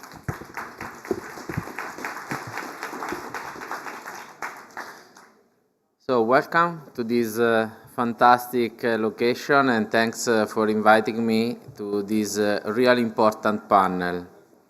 So we are speaking about the role of nuclear in the energy transition, and I have here in my hands the final communique, not of the G7 of tomorrow, but of the foreign minister final communique. And inside, you can find an important reference to the role of energy, but moreover of the nuclear energy. So it is real crucial in this new world, the role that we have that has the transitioning, and in particular the energy transition. And what is clearly important for Italian government is this: we need to use everything to achieve the target agreement and the targets, the Paris targets. And in the panel before my speech, I took some notes. Someone said that the nuclear industry was present in COP28, and this is real. And fortunately, they are there, because after COP28, we received, if you want, a sort of to-do list. In the paragraph 28, you can find different steps that we should follow if we want to maintain on track the possibility to reduce to maintain the temperature under 1.5 Celsius degree. And one of the main sectors for sure is the energy sector. And inside you can find obviously a remark to the use of renewable energies, but you find also different other technologies. The second one, after the renewable, is nuclear. This is the first time, I think, and it put in evidence one real important aspect. If we want to follow the transitioning away from fossil fuel, we need to use all the technologies that we have. And some technologies are ready now. The fission is ongoing to become more safe and with the new real perspective. And from the Italian government, it is normal to take this inside the taxonomy pathway.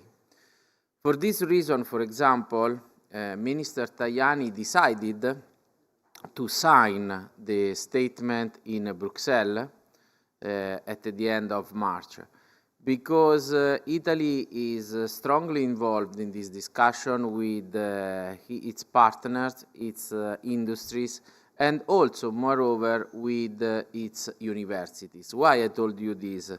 Because if we want really to enter in these new technologies, we need to prepare our younger people. So it is extremely important to restart and to reinforce, if you want, the capabilities that we have inside our university. I am a university professor, so I know very well which is our condition.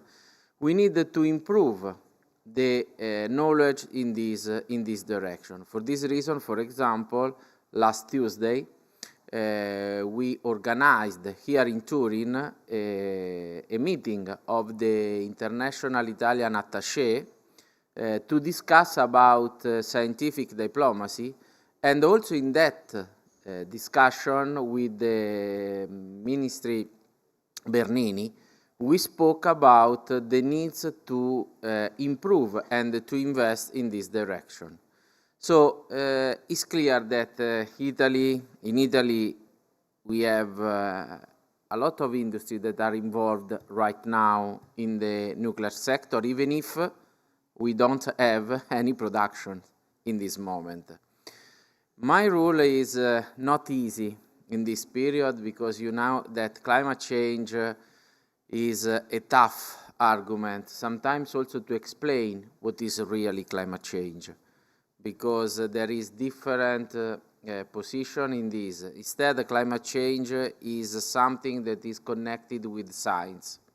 And this is another aspect that COP28 puts in evidence, the importance to create connection between policymakers and scientists. Climate change is something that asks us to take new positions. One is this, because if we want to produce more electricity, as I listened some minutes ago, and this is obviously one of the things that also Europe asked us, we need to produce this electricity. And we need to produce electricity without emitting greenhouse gas. We have only one possibility. For sure, renewable energy, as much as you want, but we need also a base load that give us the opportunity also to invest in the security in the energy sector. In Italy, for example, we need a mix of different sources of energy, and one of these must be nuclear. I know that something is changed, fortunately, in the public opinion, but if we want to achieve this target, we need to involve in the discussion all the parties. Industry, obviously, public part, but moreover, the public opinion and the civil part and the civil society, that in this moment is, in my opinion, ready to enter in this new discussion about nuclear energy. We have new technologies. We will speak about small and advanced modular reactor, and in the future, not too close, in my opinion, the fusion. So, as you can see, we have a new way to think about this thanks to COP28. This morning, I met the president of COP29. As you know, COP29 will be about financing, but it is not only finance. We need also to keep the attention on important statements that we signed in COP28. One of these is the statement of increase the nuclear energy. Unfortunately, Italy was not able to sign this statement in COP28 because we don't have any production right now in Italy. But also in this direction, I received the support of Minister Tajani to discuss with the US about the possibility to adjust the statement for COP29. I went to the White House to meet John Podesta, he's the guy that substituted John Kerry, and we discussed a lot about the role of nuclear energy and the possibility to create a connection between the US and Italy, not only for the fusion, but immediately for the fission, because we need an answer now, not at the end of 2050, for example. And the technology that is almost ready, I hope, is the technology connected with the advanced modular reactor and the small one. So we are working on this also in the G7. I can't say too much about this because in this moment we have again the negotiations at Venaria, but Italy worked a lot to insert a specific topic about nuclear energy, fission and fusion, because really the Italian government wants to work in this direction. My hope, and I am working on this also with Tajani and Pichetto, is to enlarge the discussion also to the other part, the opposition of the government, because we are speaking about important investments that is also for the future.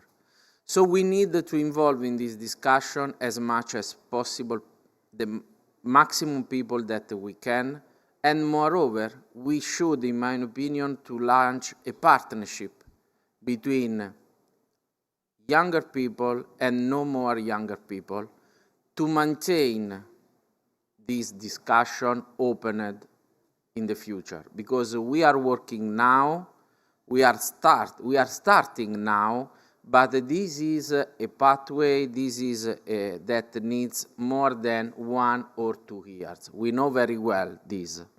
For this reason, we would like to receive a big support from everyone, because it's crucial for Italy, but moreover for the entire world, if we want to achieve the target that we receive from the Paris Agreement. I am an engineer, a mechanical engineer, so normally I go to the university to teach to my students, and I can say you that they are ready. They understand very well which is the situation right now. I know that everything has a risk. There is no choice without any kind of risk.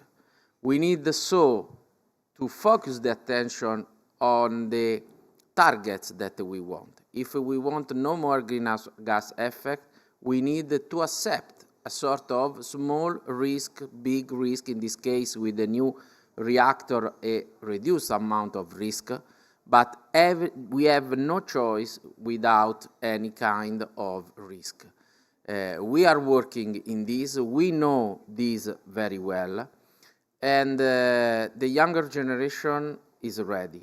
I hope that also among my generation can start a new idea in this opportunity, because, sorry, but from a technological point of view, we have no other choice if we want to achieve that. So thanks again for inviting me, and have a good night this evening and a good dinner for late. Bye.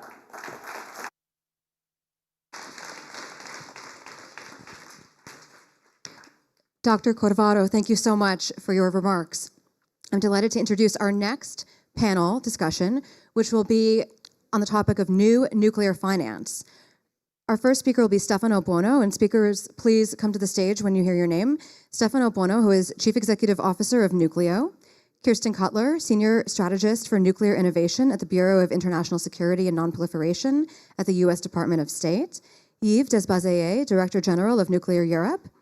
Carol Berrigan, Executive Director of International Government Affairs and Supply Chain at the Nuclear Energy Institute. Massimiliano Picciani, France 2030 SMR and AMR Funding Program Manager at BPI France. And again, our moderator is Silvia Berzoni, Chief Editor of CNBC Italy.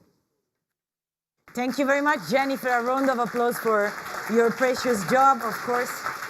Welcome to all our speakers. And we will be talking about how to make the investment ecosystem more favorable, private, public, and of course how we can create innovative financial mechanism.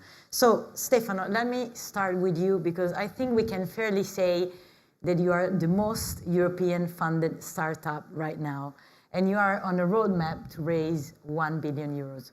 So private investments are very important, and by definition, small modular reactor open the door for new investments. Can you tell us more about it? Yes. I had this idea actually in the 90s, because I realized in the 90s that it was almost impossible to make an innovation in nuclear energy with public money. That was a different time from now. Now I'm a bit more optimistic that we can have contributions, and I hope that we'll see something in the next months. But at that time I had this vision. Then for almost 20 years, I was not able to start a company. But when I started a company only 2.5 years ago, there were already 30 companies that all over the world, especially in North America, were born with the idea of developing privately nuclear energy. And now, I must say that almost doubled in a couple of years. So you see the trend is impressive. Of course, these are, many of them are startups, not all of them will succeed, but this is a trend that we have to help. So we really have to move from governmental investment into private investment if you want to accelerate on nuclear. And so we find ourselves as leaders in Europe in this, but American startups are also very well funded. So we started with 400 million. Yes, we are. I've been a little bit challenging with the goal to raise 1 billion as a next step, because I think we have to set the bar high. We have to be ambitious, all of us. I was ambitious with finance, but we have to be ambitious with timelines, with a lot of elements if we want to get major use of this momentum that everyone is talking about, this good momentum for nuclear, the right momentum. The third option that the nuclear industry is having, and finally we have to grab. So also financially we have to grab this opportunity, and I think the private can play a role. To play a role, we have to go small, and we have to go fast. So we have to have small investment, many of them, and we have to make sure that these investments are done very rapidly. That's why the role of small modular reactors, advanced modular reactors, is important, because the modularity and the organization of a small reactor may get to the goal of building a reactor in 3 years. The first one is not going to be built in 3 years, but we have to reach this goal, 3 years for building a reactor, because if we make an investment in a nuclear reactor in 3 years, the internal rate of return will be high, very high, I can assure you. And a lot of people are going to invest into this kind of energy. So that's the goal. And a lot of people are already investing in nuclear, not enough given your ambitious goal of 1 billion. But Kirsten, let me turn to you and the effort that the US Department is making in financing emerging nuclear projects. I think, for example, at Project First, but there are several more. Phoenix, can you tell us more about it? Yeah, very happy to. First off, I just want to thank Nucleo and the Atlantic Council and ISPI for this great event today. It's a pleasure to be here. Yeah, today we're seeing drivers, as others have mentioned, drivers like we've never seen before for nuclear energy, for energy security, for decarbonization goals. And President Biden made clear from his first day in office that the climate crisis would be the center, addressing the climate crisis would be the center of foreign policy going forward, and that includes nuclear energy. And then we've seen how the unprovoked invasion of Ukraine has really dramatically increased the need for energy security. So the Department of State has really ramped up our efforts in addition to our ongoing efforts, which we've also increased on the diplomatic side, working with our embassies around the world on developing agreements and that sort of thing. We've also embarked on new initiatives in the capacity building side of things, putting programmatic money into engaging with both emerging countries as well as those that are expanding their programs to help them build up their capacity to put in place a nuclear power program under the highest standards of safety, security, and non-proliferation. And the FIRST program, which you mentioned, FIRST is an acronym. It stands for the Foundational Infrastructure for the Responsible Use of Small Modular Reactor Technology. And 3 months into the administration, President Biden announced this program to help countries build up their capacity.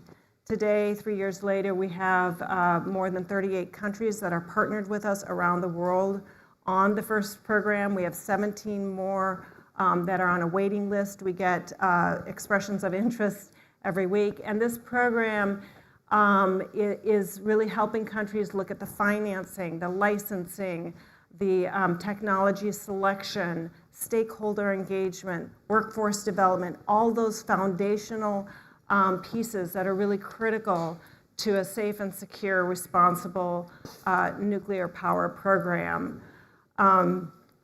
So we've invested about $72 million so far into this program. And then we have special projects. So in addition to the capacity building, where we're engaging with countries and bringing them on study tours to the United States, and all of that in cooperation throughout the US government, as well as our national laboratories, our universities, and also in cooperation, importantly, with our like-minded allies. Japan, Korea, and Canada are all supporting implementation of the first program. We realized that companies are not able to develop those long-term 10-year relationships that are needed to really get your foot in the door in a country on their nuclear power program. So the government really needed to step up and fill that gap. So in addition to the capacity building, we also have special programs under FIRST, and I'll just mention one of them, which is our Project Phoenix program that was announced by Special Presidential Envoy for Climate John Kerry at COP27. And this is a coal to SMR conversion program. Countries in Europe, Eastern and Central Europe, were eligible for the program. And John Kerry announced the competitively selected awardees of the feasibility studies that we're providing, and that was to Czech Republic, to Poland, and to Slovakia. So we are engaging with all three of those countries to examine how they can convert their coal assets into clean, reliable, small modular reactor assets. So this is one of many kind of special projects we have under the FIRST program to really get the US and other like-minded countries out there engaging. Countries love the person-to-person exchange. They love having their experts working together. So it's been a really successful program so far. And of course, on the top of this, the Biden administration is investing billions in keeping the existing fleet working. Let me go back to the high-level conference that was hosted in Brussels in March. What was the discussion then on nuclear finance? Yeah, I think it's this conference that took place last month in Brussels. So first of all, the symbol of Brussels being somehow the capital of Europe was a very strong one. It also marked somehow an important step in the process that started a bit earlier. I would say 3-4 years ago, the conversation was not at all in favor of nuclear. And I think it's fair to say that there have been many, I would say, facts, things happening. It's been said before, the Ukraine crisis, that shown that basically some policies of some countries in Europe had a lot of flaws. And here, obviously, everybody has in mind the German so-called Energiewende, which basically rests on two legs. One was renewables expansion, and the other one was gas, Russian gas. And it showed that this scheme doesn't provide the security and the sovereignty you need to have a serious energy transition. And this, I think it's part of one of the starting points on that. When it comes to financing, so we have had also an uphill battle from Nuclear Europe's perspective to ensure that nuclear would be included in the European taxonomy. The starting point was, I must say, only renewable were in the mindset of some policy officer within the Commission would be eligible to taxonomy.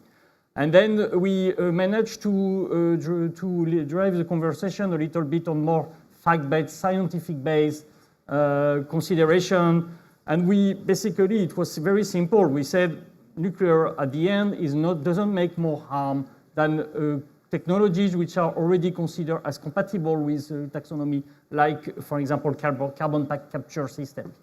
So this was something we managed to get. And I think it's very important steps because now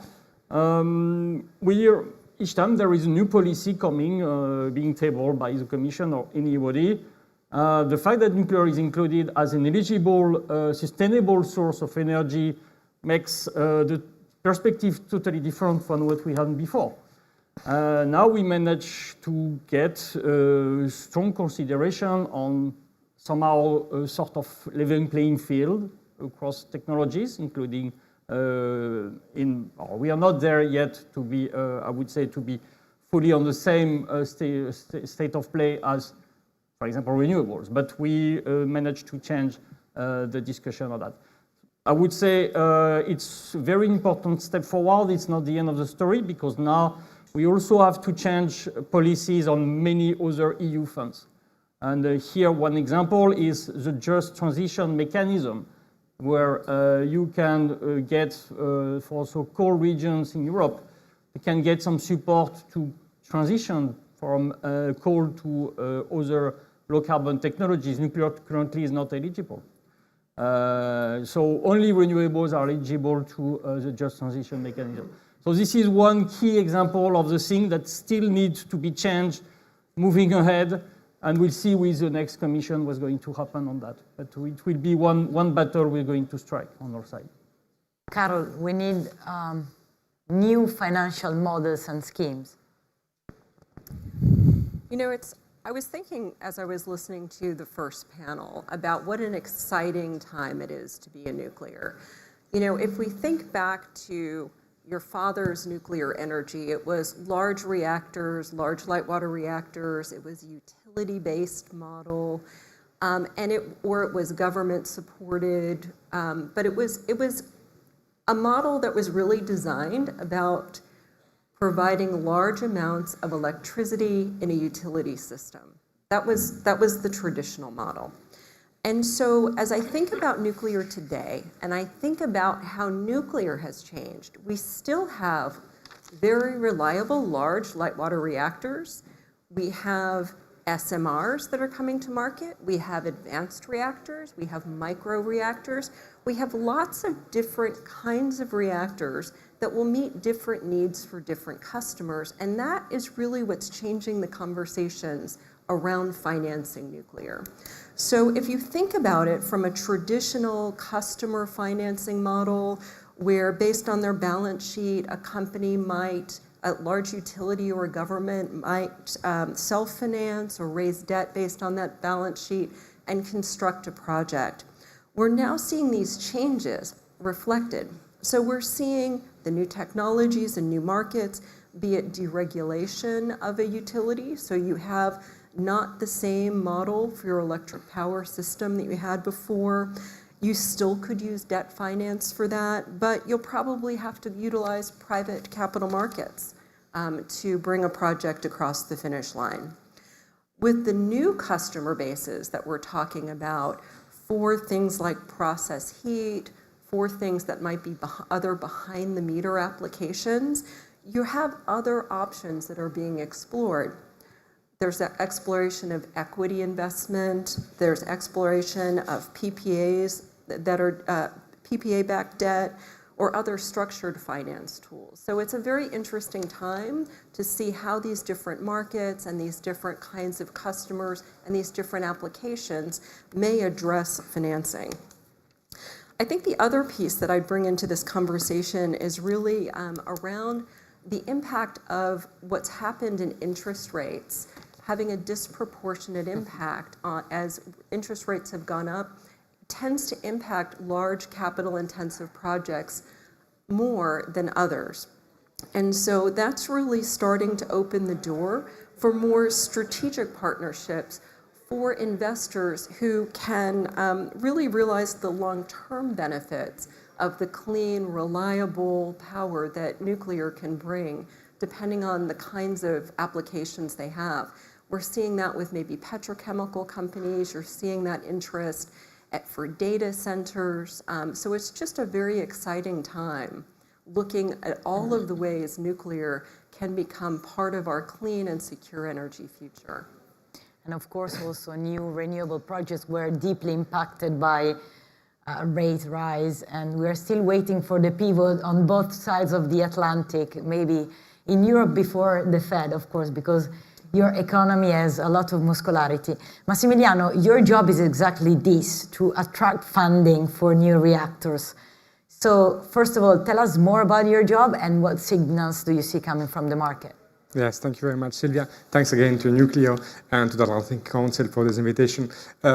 First, let me remember, Bpifrance is the French public investment bank. We are a fully state-owned bank, and we are one of the operators, let's say the most important operator of this France 2030, France 2030 investment plan, which is a huge plan, 54 billion euros, to transform France through innovation. The first objective of this plan is to have in 2030 a first-of-a-kind nuclear reactor, small modular reactor or advanced modular reactor operating in France. This is the first objective we have. For this purpose, 1 billion of this investment plan of non-dilutive funding, that is grants, has been dedicated to have, from one side, 500 million to New World, which is a pressurized water small modular reactor, a more deployed technology, let's say, and 500 million dedicated to a call for project. That is my job, if you wanted to know. This call for project is dedicated to startups, and this is a very crucial point, working on fusion or on fission technologies, namely on those technologies that were before labeled as Generation 4. The idea was exactly what you said at the beginning, that is to start to trigger an innovation ecosystem around small modular reactors and advanced modular reactors. This call for project has 3 stages. The first stage, which is initial maturation, then proof of concept, then a demonstrator. At the end of the first stage, we had 11 startups that were selected, 2 on fusion technologies, 9 on fission technologies, which show a very, very large panel, very large diversity of technologies. We had high temperature reactors, we had molten salt, lead, of course, with newcleo, sodium, fast reactors, also with a strong diversity of entrepreneurial approaches.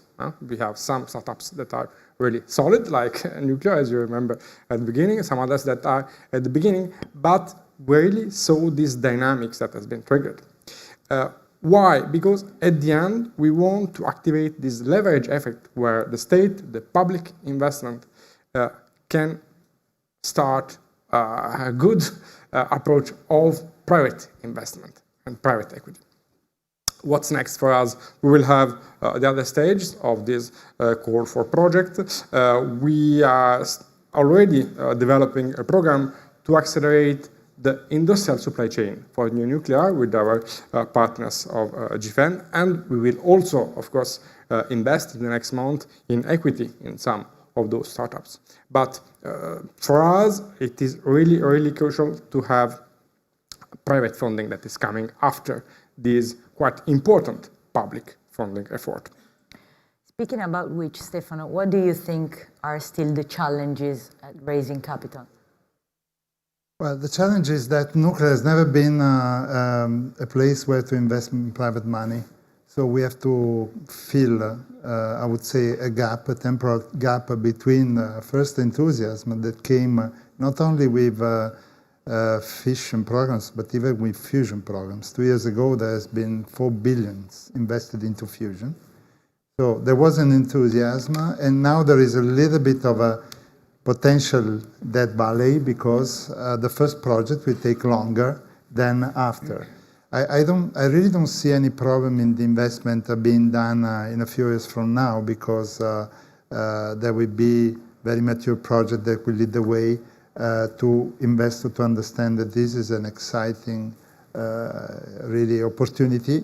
But now, indeed, is a moment in which people have to be convinced.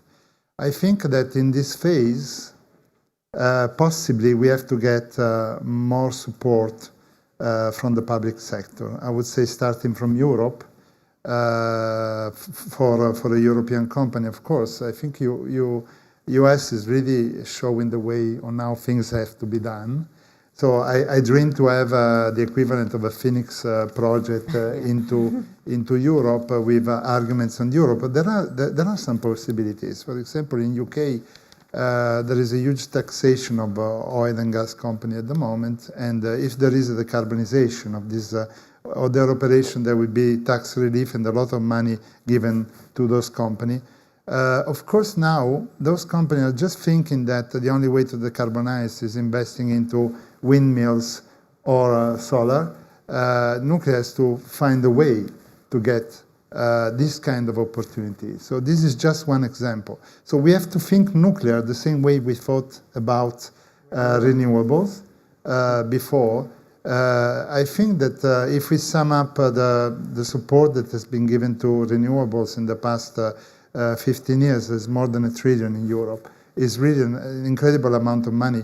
I think nuclear industry may need even much less, since it's more effective, less consuming in terms of equipment, and it's more concentrated power. I'm sure we're going to need much less money, especially because I'm pretty sure that we can show the benefit of investing in nuclear. A few days ago, I saw a sentence that was very curious. Said nuclear is an expensive way to deliver cheap energy, while renewables is a cheap way to deliver expensive energy. So now we have to transform nuclear in being a cheap way to deliver cheap energy. I'm 100% sure we can manage to do this.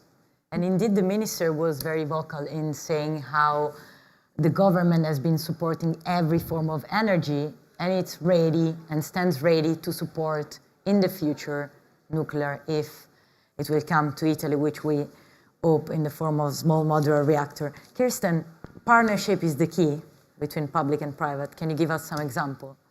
Yeah, absolutely.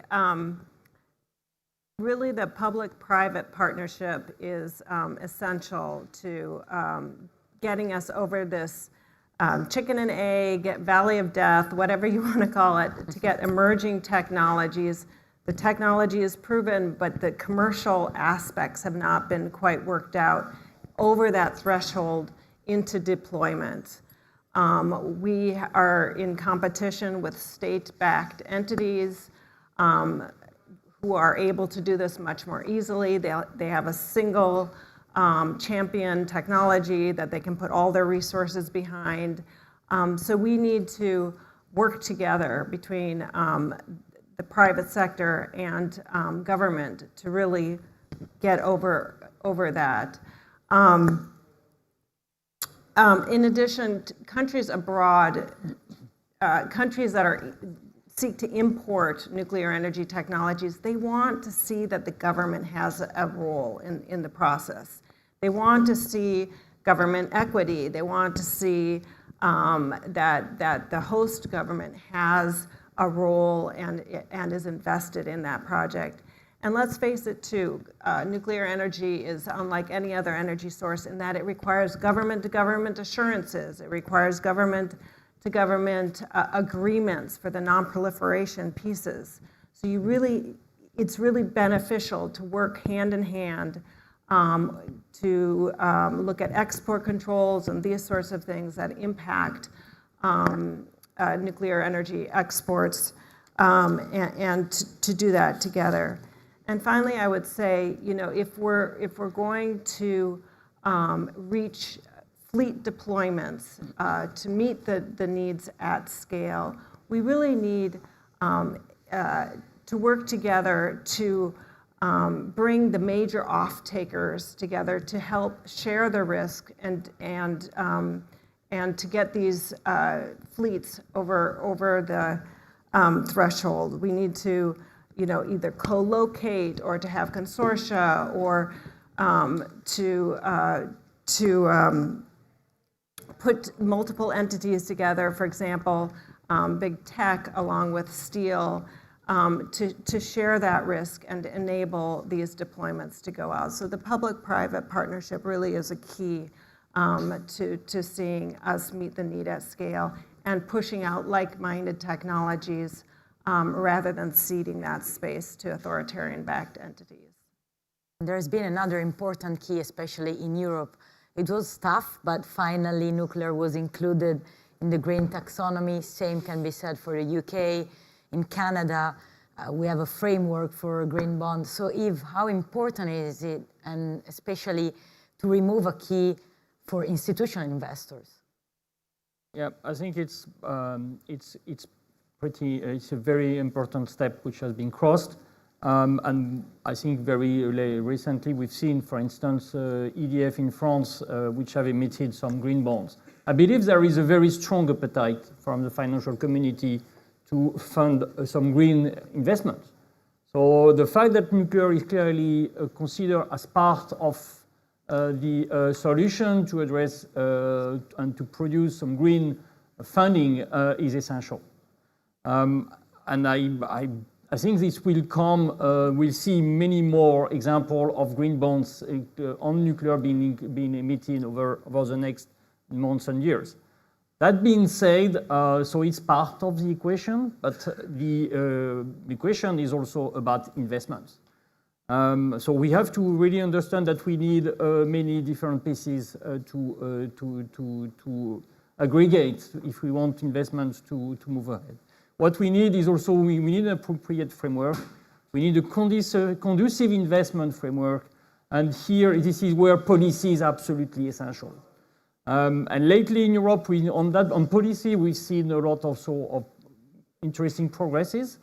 Have in mind, for example, the electricity market reform that now in Europe includes nuclear as, alongside with renewables, eligible to contract for differences, PPAs, private partnership agreements, and included also as a net zero technology of nuclear. So those policies are also very important to change the way investors see investments into nuclear and get confidence.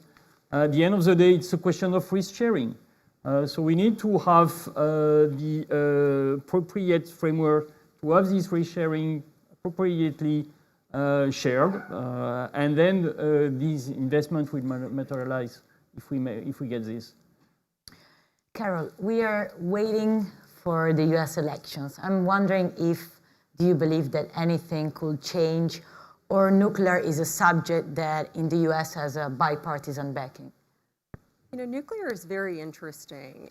If you're following American politics, you'll see that there's a lot of division and a lot of diversity and perspective on many, many, many issues.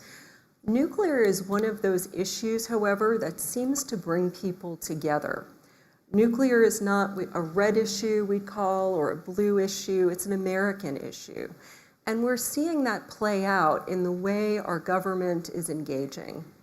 When I think back to the Trump administration, and I think back to the policies of that administration, President Trump signed out an executive order on small modular reactors. His administration changed the policy of our Development Finance Corporation to allow nuclear energy to be part of their portfolio and issued a nuclear strategy.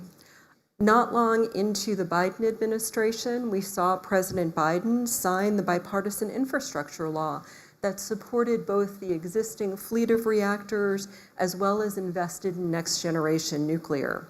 And already this year, we've seen significant investment in nuclear, from $2.72 billion for fuel supply security, $800 million invested in Gen 3 Plus SMRs, and also about 140 million in risk reduction for future demonstrations.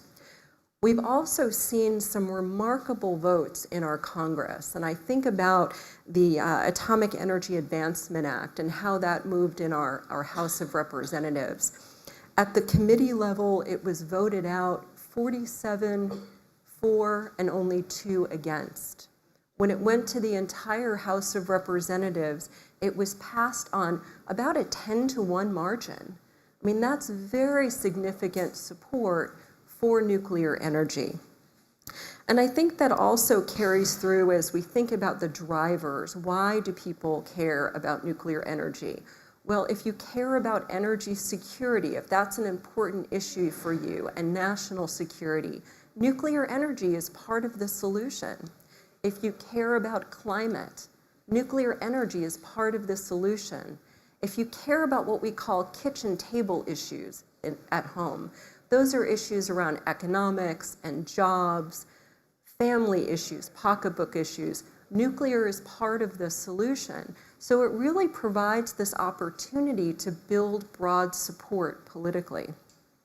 And we're seeing that not only at the national level, we're seeing it at the state level as well in the US, where over 100 bills were brought into state legislatures this year supportive of nuclear energy. And as I understand it, 12 have already moved forward. So this is very, very positive, deep support among Republicans and Democrats that I would hope would continue to move forward regardless of the outcome of the election. Massimiliano, public funding is the way to attract private capital. Yes, from our point of view, of course, yes. I spoke before about startups. Yeah. And this is our approach. So you have these actors that starting with pre-seed, seed, Series A. For us, as a public actor, the most important thing is to do what we also do in any kind of innovation sector. That is, we take the risk at the beginning with non-dilutive funding, then we accompany with some loans, and then we go for equity participation. All the startups we have seen in France now, they will not go all to the end. But this is not a risk, actually. All the knowledge that will be developed by those startups will be strongly valuable for all private investors, because they will develop technology, they will develop patents. So if we position ourselves in a really innovation framework, this makes sense. Of course, at the end, some of them will be unicorns.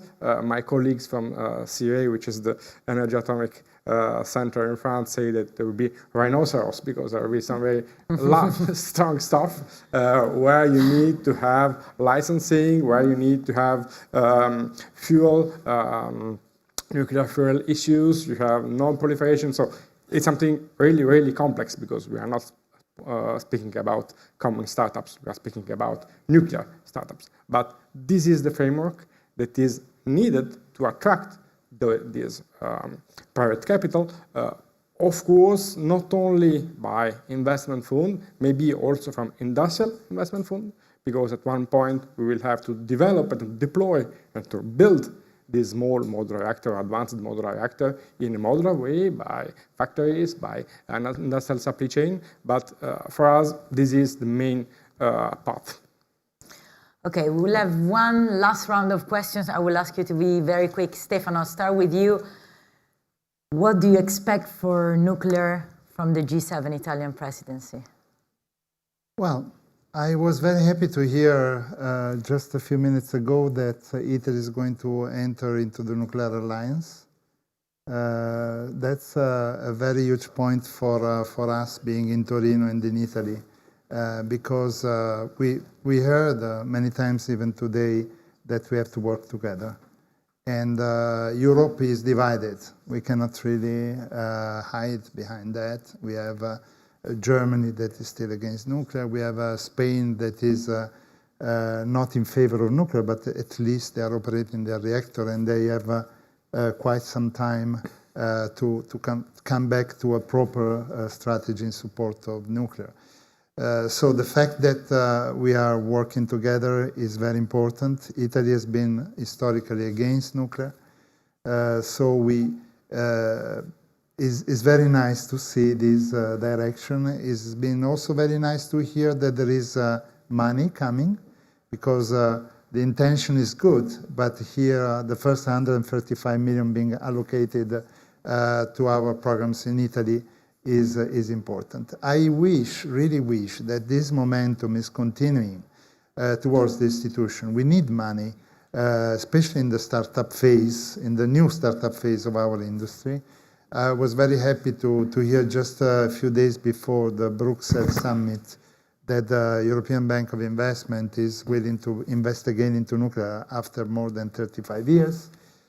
We need sovereign funds to enter in this startup and to finance through fund also this this big momentum of this private environment that is entering into nuclear. I'm very glad that France is possibly one of the first countries to have this focus, also investing. I wish that this investment will not undermine the capability of the private sector to behave independently, because we don't have to become nationalized entities. We have to remain lean as a new industry. I'm talking about the new industry as we are part of it. So this is my wish. I wish that this will keep the momentum very strong for our industry, and we push more and more financial institutions to get interested into nuclear. There was the green taxonomy that became active 2 years ago. Only after 2 years, I saw the first investment bank changing their policy. That was Pictet in this case, saying, okay, we didn't want to invest into nuclear at all. Now we are open again, but it took 2 years. So we have to be a little bit faster in this, and I think the institution can really help. To accelerate is needed. Yes. Kirsten, you work with a lot of emerging markets. Can you give us a sense of the landscape there? Yeah, thank you for that question. So for emerging markets, when we're talking about public-private partnerships, one angle on that I think is critical for countries to remember is the importance of working with like-minded countries. So if we're going to not lose the war on nuclear, as the last someone in the last panel spoke about, we need to work together with our like-minded countries in order to achieve the economies of scale and to have a robust footprint in the international market.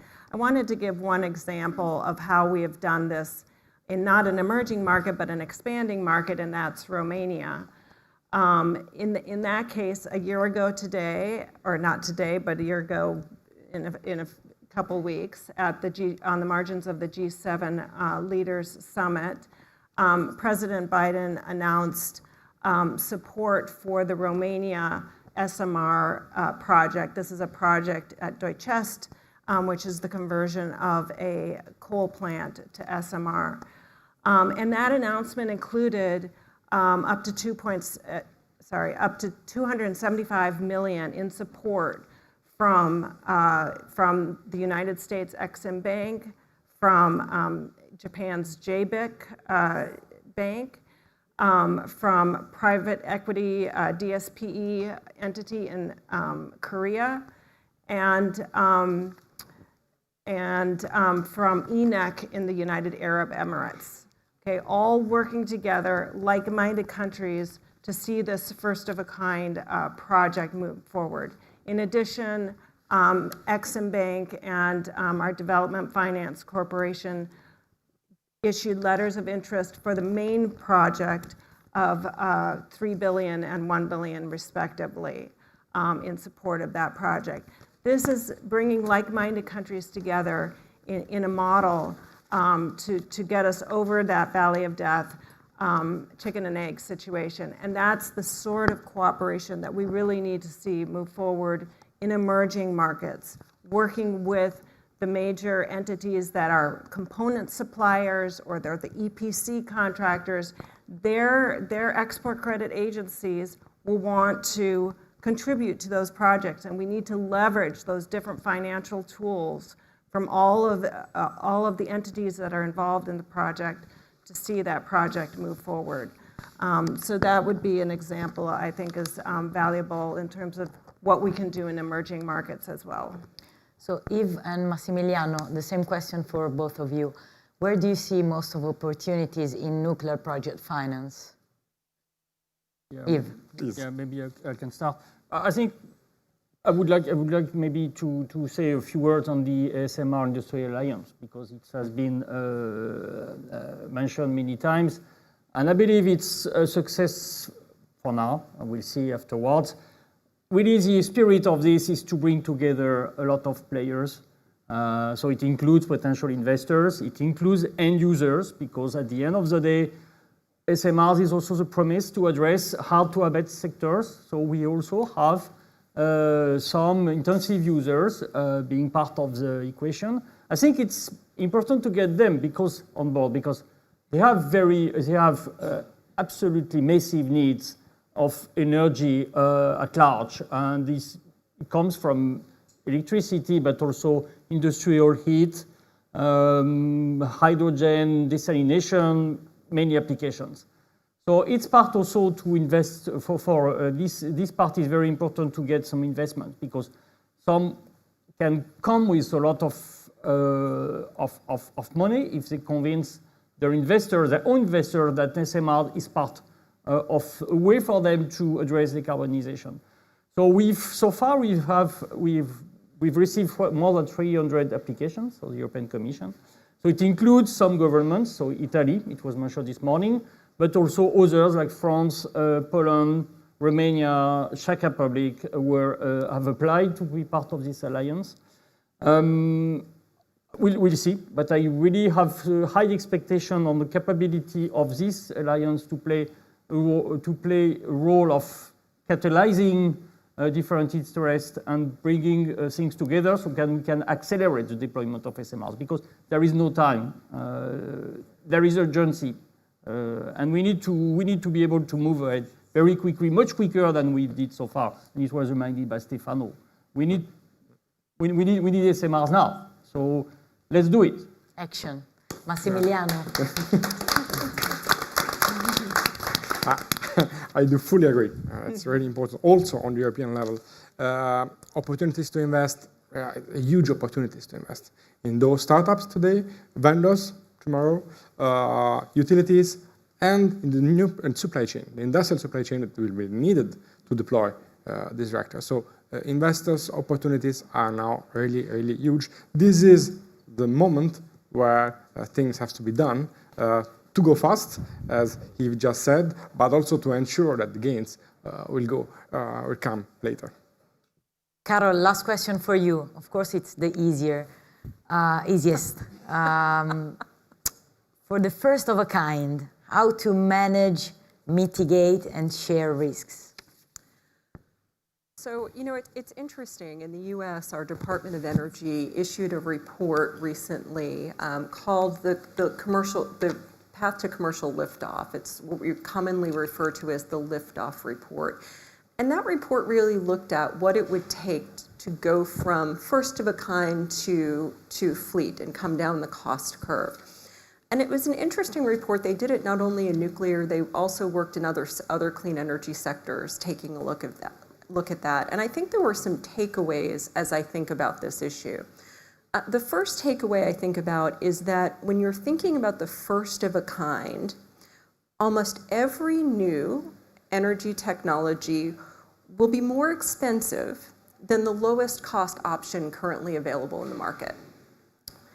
And when you think of energy as a commodity, the incentive needs to be created for new technology adoption. So if you think about that as a background, and I know this is going to be a short answer for you as you asked, then you really need to start thinking about what is the role of partnership between government and industry to create the incentives necessary for that widespread technology adoption. And it's very interesting. That's now where that conversation is taking place, as more people are starting to talk about what does it take to go from first of a kind to nth of a kind, to realize the benefits of this amazing technology we call nuclear. So I think in the coming weeks and months, we'll see that conversation continue to evolve. But it's a very, very interesting time to be thinking through those issues. Of course, there's very, very important investment in first-of-a-kind technology deployment. We have our advanced reactor deployment project in the US. That's a very important program. We've recently had the creation of a Gen 3 Plus investment that was in some recently passed legislation. So that's very important, but the conversation about moving down the curve, cost curve to nth of a kind and widespread adoption is really, I think, going to be an exciting conversation in the coming months. Thank you very much to all of you. Thank you. A round of applause for our speakers, and I turn the floor to Jennifer. Thank you. Thank you so much again to Sylvia and to our speakers. And now I'm delighted to introduce our next keynote speaker, Vanya Gava, Deputy Minister of the Environment and Energy Security in Italy.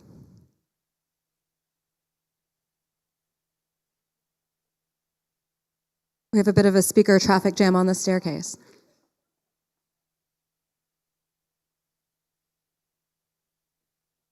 Grazie. Thank you. Good afternoon. I'm sorry. So, good afternoon to everybody. I thank the Atlantic Council and Young Talent Programs and newcleo for this opportunity. Addressing the topic of the nuclear energy during the Planet Week is a demonstration of the concrete approach open to new technologies that can make a significant contribution to decarbonization with which to tackle energy and climate challenges. Nuclear power plants operate continuously, providing stable energy that can complement intermittent renewable sources such as wind and solar. The continuity and reliability of the nuclear energy are crucial to reduce vulnerability to energy interruption in the sector that are critical for the country's economic and development, first manufacturing. Furthermore, new nuclear power can decrease dependence on foreign markets for fuels and raw materials, and requires fewer critical materials than renewable energy, so strengthening also the country's energy security. During this legislature, the government and parliament have taken important steps for the return to nuclear energy, through the establishment of the National Platform of Sustainable Nuclear Energy, the inclusion of quantities target in the PNIEC, and the allocation of 135 million from the Mission Innovation Fund, uniting institution, research, university, and business for the purpose. But it is an European international level that is necessary to integrate ideological and wicked environmental policies such as the Green Deal with a renewed and a more solid agenda. There are three pillars of sustainable development to consider: environmental conservation, economic development, and social sustainability. The competitiveness of European industry must be returned to being the priority. Italy supports the development of the European Industrial Alliance on Small Modular Reactors promoted by the European Commission to facilitate cooperation between stakeholders, accelerating the diffusion of the small modular reactor, share knowledge and catalyze public and private investment. Nuclear power is an Italian product, I want to remember this, not only because it was born from the visionary idea of Enrico Fermi, who designed the first functioning experimental reactor in the world, but also because in Italy the component industry and is live and is present in all phases of the value chain, as well the supply chain of professional, technical, and specialist skills nourished. So, believing that the investing today in the nuclear energy allows us to bring closer the goal of decarbonization, consolidating the strategic role of our industry, guaranteeing also energy security for the country and strengthening the competitiveness of the EU for its sustainability and for the energy independence. Thank you.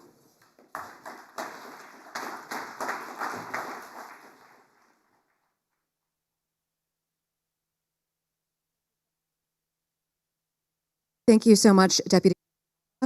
And now I'm delighted to introduce Andrew Bowie, MP, Minister for Nuclear and Renewables from the Department of Energy Security and Net Zero in the United Kingdom.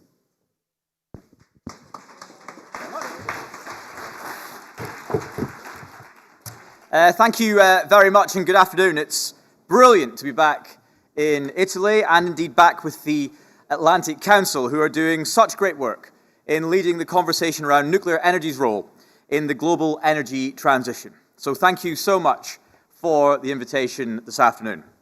One of my and many other people's political heroes, Ronald Reagan, in his final address to the American people, spoke of building a shining city on a hill, a tall, proud city built on rocks stronger than oceans. Now, we in this room and we in the nuclear world are lucky. We legislators, decision makers, thinkers, businesses, scientists, and investors, we have presented to us a moment near unique to shape the world of the future. We in this room can and indeed are shaping the future of energy production, security, our climate, and the planet that we hand on to our children. We in this room can deliver that clean energy revolution, reliable energy, proven energy at scale and at pace. We in this room have presented to us a moment, this opportunity to build that shining city anew, not just in one country, but in all of our respective countries represented here. This is nothing short of an energy revolution. I was appointed by Prime Minister Rishi Sunak as the UK's first ever nuclear minister last year.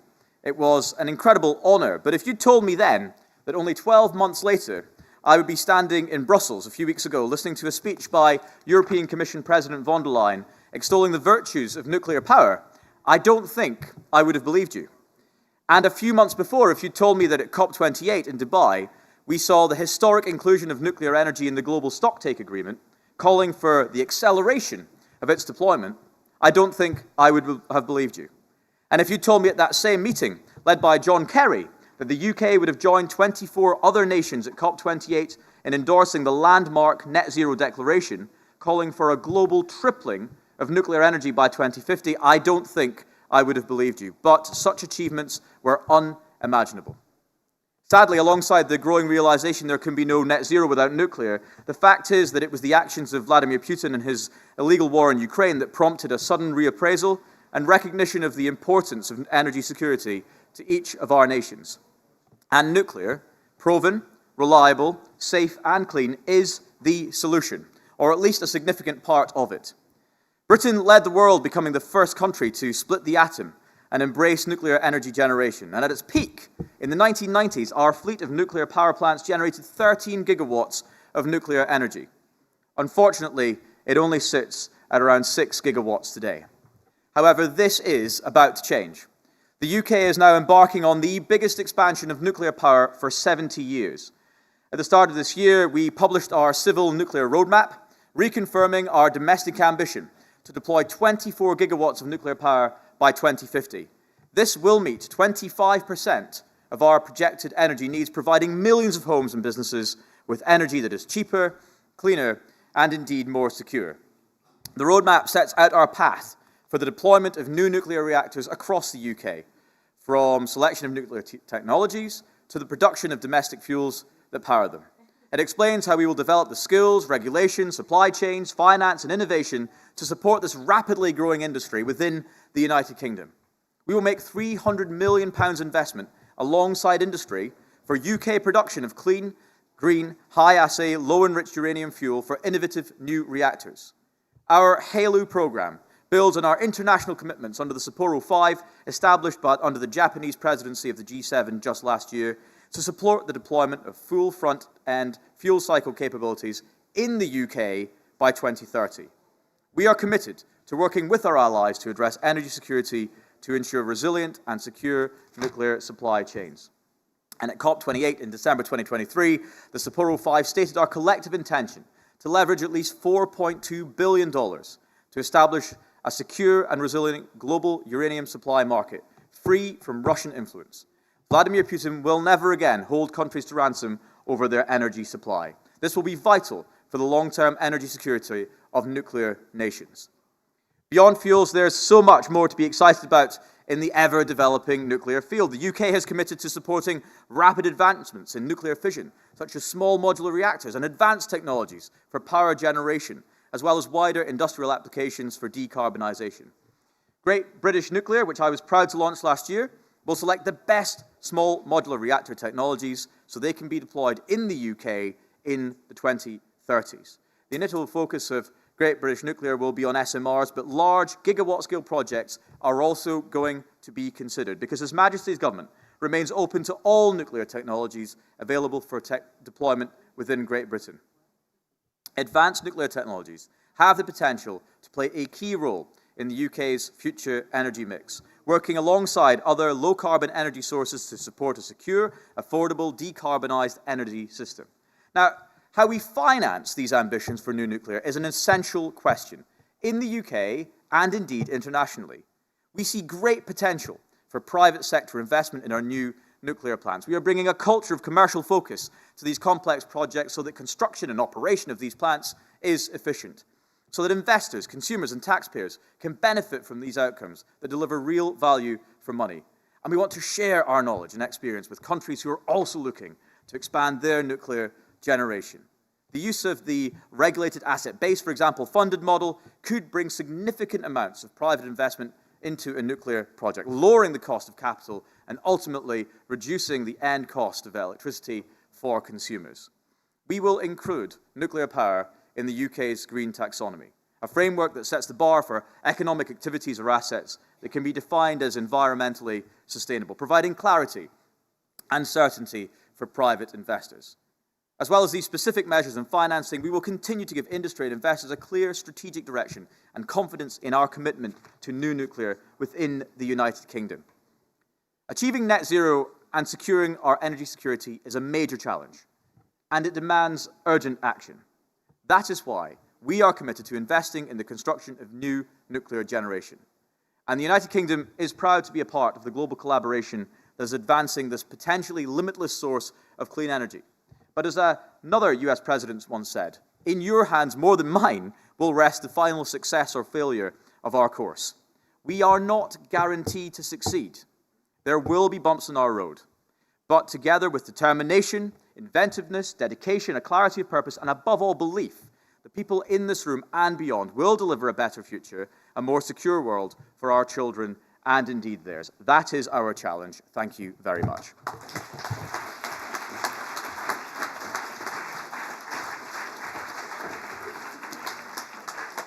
Thank you so much, Minister Bowie. And now I'm delighted to invite Michael Vandergrift, Deputy Minister from Natural Resources Canada. Right, hello, everyone. I won't say a lot of words, but I did appreciate this invitation to be here today, and thank you to newcleo for the invitation, just to highlight the importance. Sorry, there we go. I knew I was having a problem there.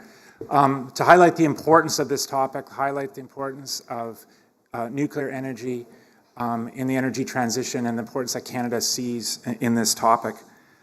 We heard a really thought-provoking conversation a minute ago on the issue of financing challenges as a barrier to the expansion of nuclear worldwide. And Canada recognizes the importance of advancing on the financing and the role of nuclear. To that end, we're supportive of engaging multilateral development banks to expand lending criteria to include nuclear projects. In Canada, we have invested heavily through a new set of tax credit support for nuclear projects. As was mentioned in the earlier panel, we've expanded the definition of our green bond framework to include nuclear.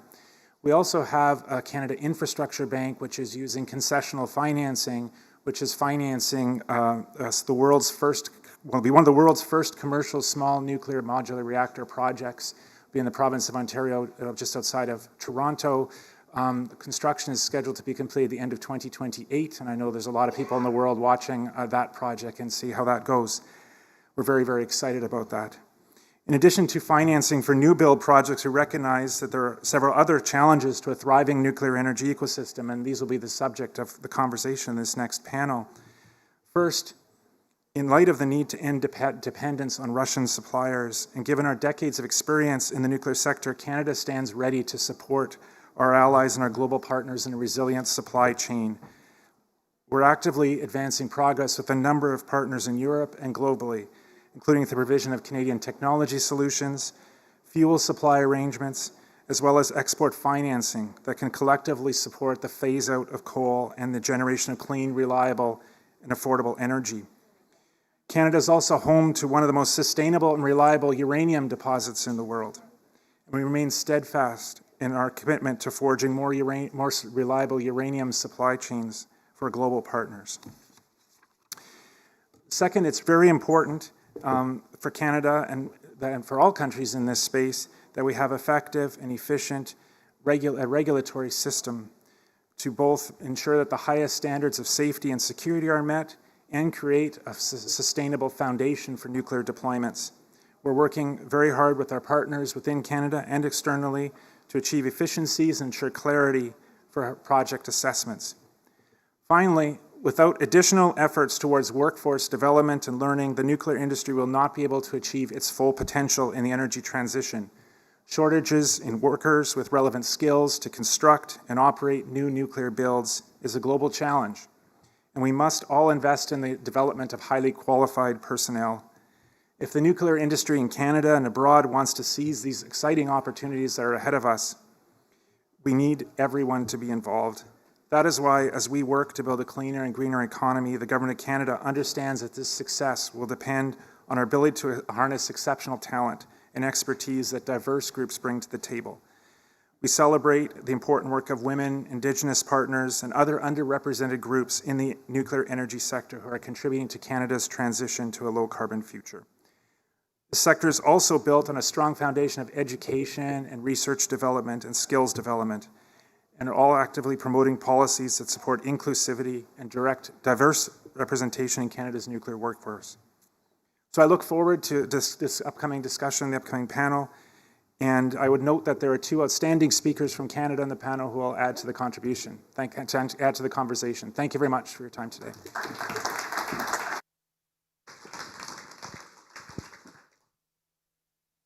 Thank you so much, Deputy Minister. And now we will have our final panel discussion on overcoming challenges to supply chains, the regulatory landscape, and the nuclear energy ecosystem. And so for our last panel, I'm delighted to invite to the stage John Gorman, President and Chief Executive Officer of the Canadian Nuclear Association, Jack Edlow, President of Edlow International, the Honourable Jeffrey Merrifield, Partner at Pillsbury Winthrop Shaw Pittman, and Romina Velshi, former President and Chief Executive Officer of the Canadian Nuclear Safety Commission. And finally, again, Silvia Berzoni, Chief Editor of CNBC Italy. Thank you very much, Jennifer. So, we will be speaking about regulation, licensing. Of course, most of the time they are marathons that are time and resource consuming, but also the need as we find ourselves in this innovative ecosystem of new approaches and mindsets. So welcome to all of you and thank you very much. And Romina, let me start from you, trying to understand what is the landscape when we talk about regulation of the G7 economies. Thank you very much, and thank you for the invitation by the organizers, and indeed an honor to be part of this august group of panelists. So when it comes to the regulatory framework in G7, let me start with the easy one, especially when it comes to new nuclear, nothing to report for Germany. And very excited to hear about Italy's announcement earlier today. And sadly, I've had little interaction to date with the Italian regulator. That will change. But there is one thing I do want to draw attention to, which I found extremely interesting with the Italian Energy Act, that was recently amended to include in there a provision for the acceptance of regulatory decisions and assessments made by an OECD NEA country in the last 10 years, that the Italian nuclear regulator can approve that after, of course, doing their own due diligence. And Italy is the first country to have introduced a provision like that, which I'm extremely pleased to see. And then when it comes to Japan, from our Japanese colleague, we heard earlier today about their high temperature gas test reactor, the only SMR outside Russia and China that has been licensed by a G7 country. And we've heard about potential prospects of that. But of course, the Japanese priorities right now is on restarting their existing fleet. So then when we move further west, when you come to France, with NUWARD, France is collaborating with other regulators. And then closer to home, for Canada, the United States, and the United Kingdom, what the regulators have done, and I take exception to what Bill said earlier today, that regulators are not ready. It's not a binary thing, either you're ready or not ready. I think it's a spectrum, and it's where you're on the spectrum. Some more ready than others, but all definitely moving towards getting readier. And so most of us have, over the last few years, made a really determined effort to be in a state of readiness, making sure that our regulatory frameworks are fit for purpose. They were designed for large reactors, and now there's this new technology, and how do we make sure that the regulatory frameworks are appropriate, building capacity. But I think the most important part is around collaboration. And we all have heard about licensing and the burden that poses, and that's unnecessary. But I think as a regulatory community, what we have realized is that these new technologies will only be successful if they're deployed as a standard global fleet. And the regulators play a very key part in making sure that those designs remain standard and we don't introduce new regulatory requirements. So when it comes to Canada, UK, and the US, we've been working very closely in making sure that not only are our regulatory frameworks consistent to the extent they can, but how do we collaborate in reviewing it? And we're fortunate in that all three countries have picked the same SMR technology, one of the technologies that has been picked by the countries, which is the GE BWRX-300. And so we're working in a very collaborative way in reviewing that and getting ready to license that. And there are a lot of advantages to that. And maybe I'll just leave a little bit here. So with the UK, where they've started their generic design assessment process for the BWRX-300, they're using the work done by the Canadian Nuclear Safety Commission and the US NRC, and they expect that process to be reduced by at least 6 months as a result of building on work of the other regulators. So I think there's a lot of great work, a lot more needs to happen, but I do want to leave you all with the message that the regulators are working extremely hard to be in a state of readiness and not be on the critical path of deployment. Speaking about which, Jeff, from a legal perspective, what is the landscape for the US? First, thank you very much for the question. And I just want to say up front, very much appreciate Stefano Bueno and newcleo for hosting this along with the Atlantic Council. I think we have a problem with the Little sound problem there. I want to thank Stefano Bueno and the whole team at newcleo for hosting this along with the Atlantic Council. I think it's a very exciting circumstance right now. We have in the United States the Westinghouse AP1000, which is licensed by the U.S. Nuclear Regulatory Commission. I was a commissioner when we licensed that design. 2 have been built and are operating in the United States. 4 have been built and are operating in China.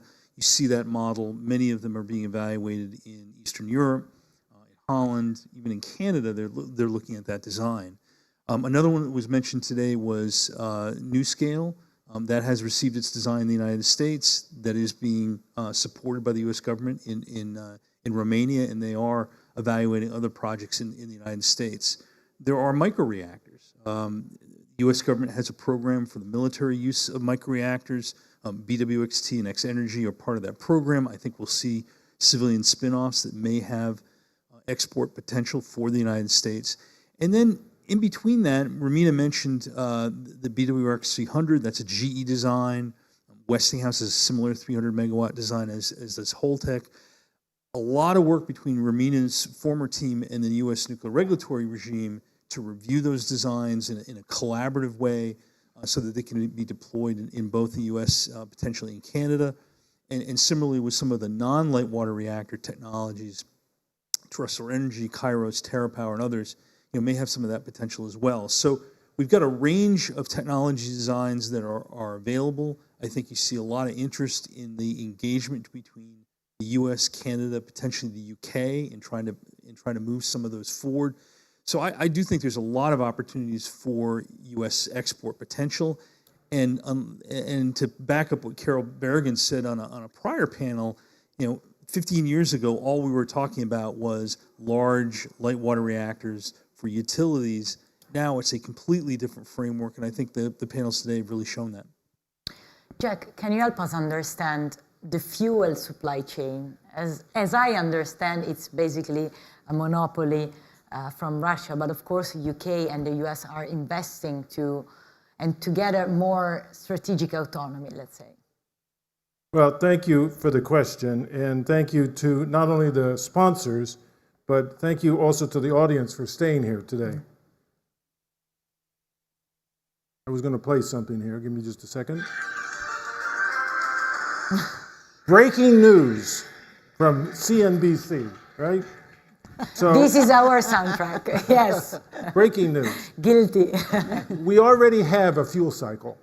That's the breaking news. We already have a fuel. We have hundreds and hundreds of reactors around the world, and we have hundreds of research reactors around the world which have been operating for a very, very long time, going back, in fact, to the 1950s. So we have a fuel cycle. Now, for those of you who may be watching online who don't know fuel cycles, you have to mine uranium. Most reactors run on uranium at this point, but you have to mine uranium. You have to chemically convert it to another form, UF6, and then you have to take that UF6 to an enrichment plant where you're going to increase the U-235 content to 5% for most reactors, power reactors in the world. But research reactors have operated at 19% for more than 60 years. In fact, I think somebody from the Democratic Republic of Congo is here at this event, I was told, and they actually had HALEU, 19% material, at their reactor in Kinshasa in 1959. So we've been using HALEU a very long time. It's just a new concept for this commercial side of the industry now, to be considering HALEU as the main fuel source. But this has existed for a long time, and the fuel cycle exists. What's different right now is that we're going to have to increase the capacity because the demand for future power needs, both for electricity, but even more so for decarbonization by many industries, is going to require a lot more fuel. And the industry is going to have to step up to produce that fuel. But many companies who have been stung before by ramping up too quickly are being very cautious now and saying, give me the orders before we step it up. So we have to overcome an increasing fuel cycle at this point, but it already exists.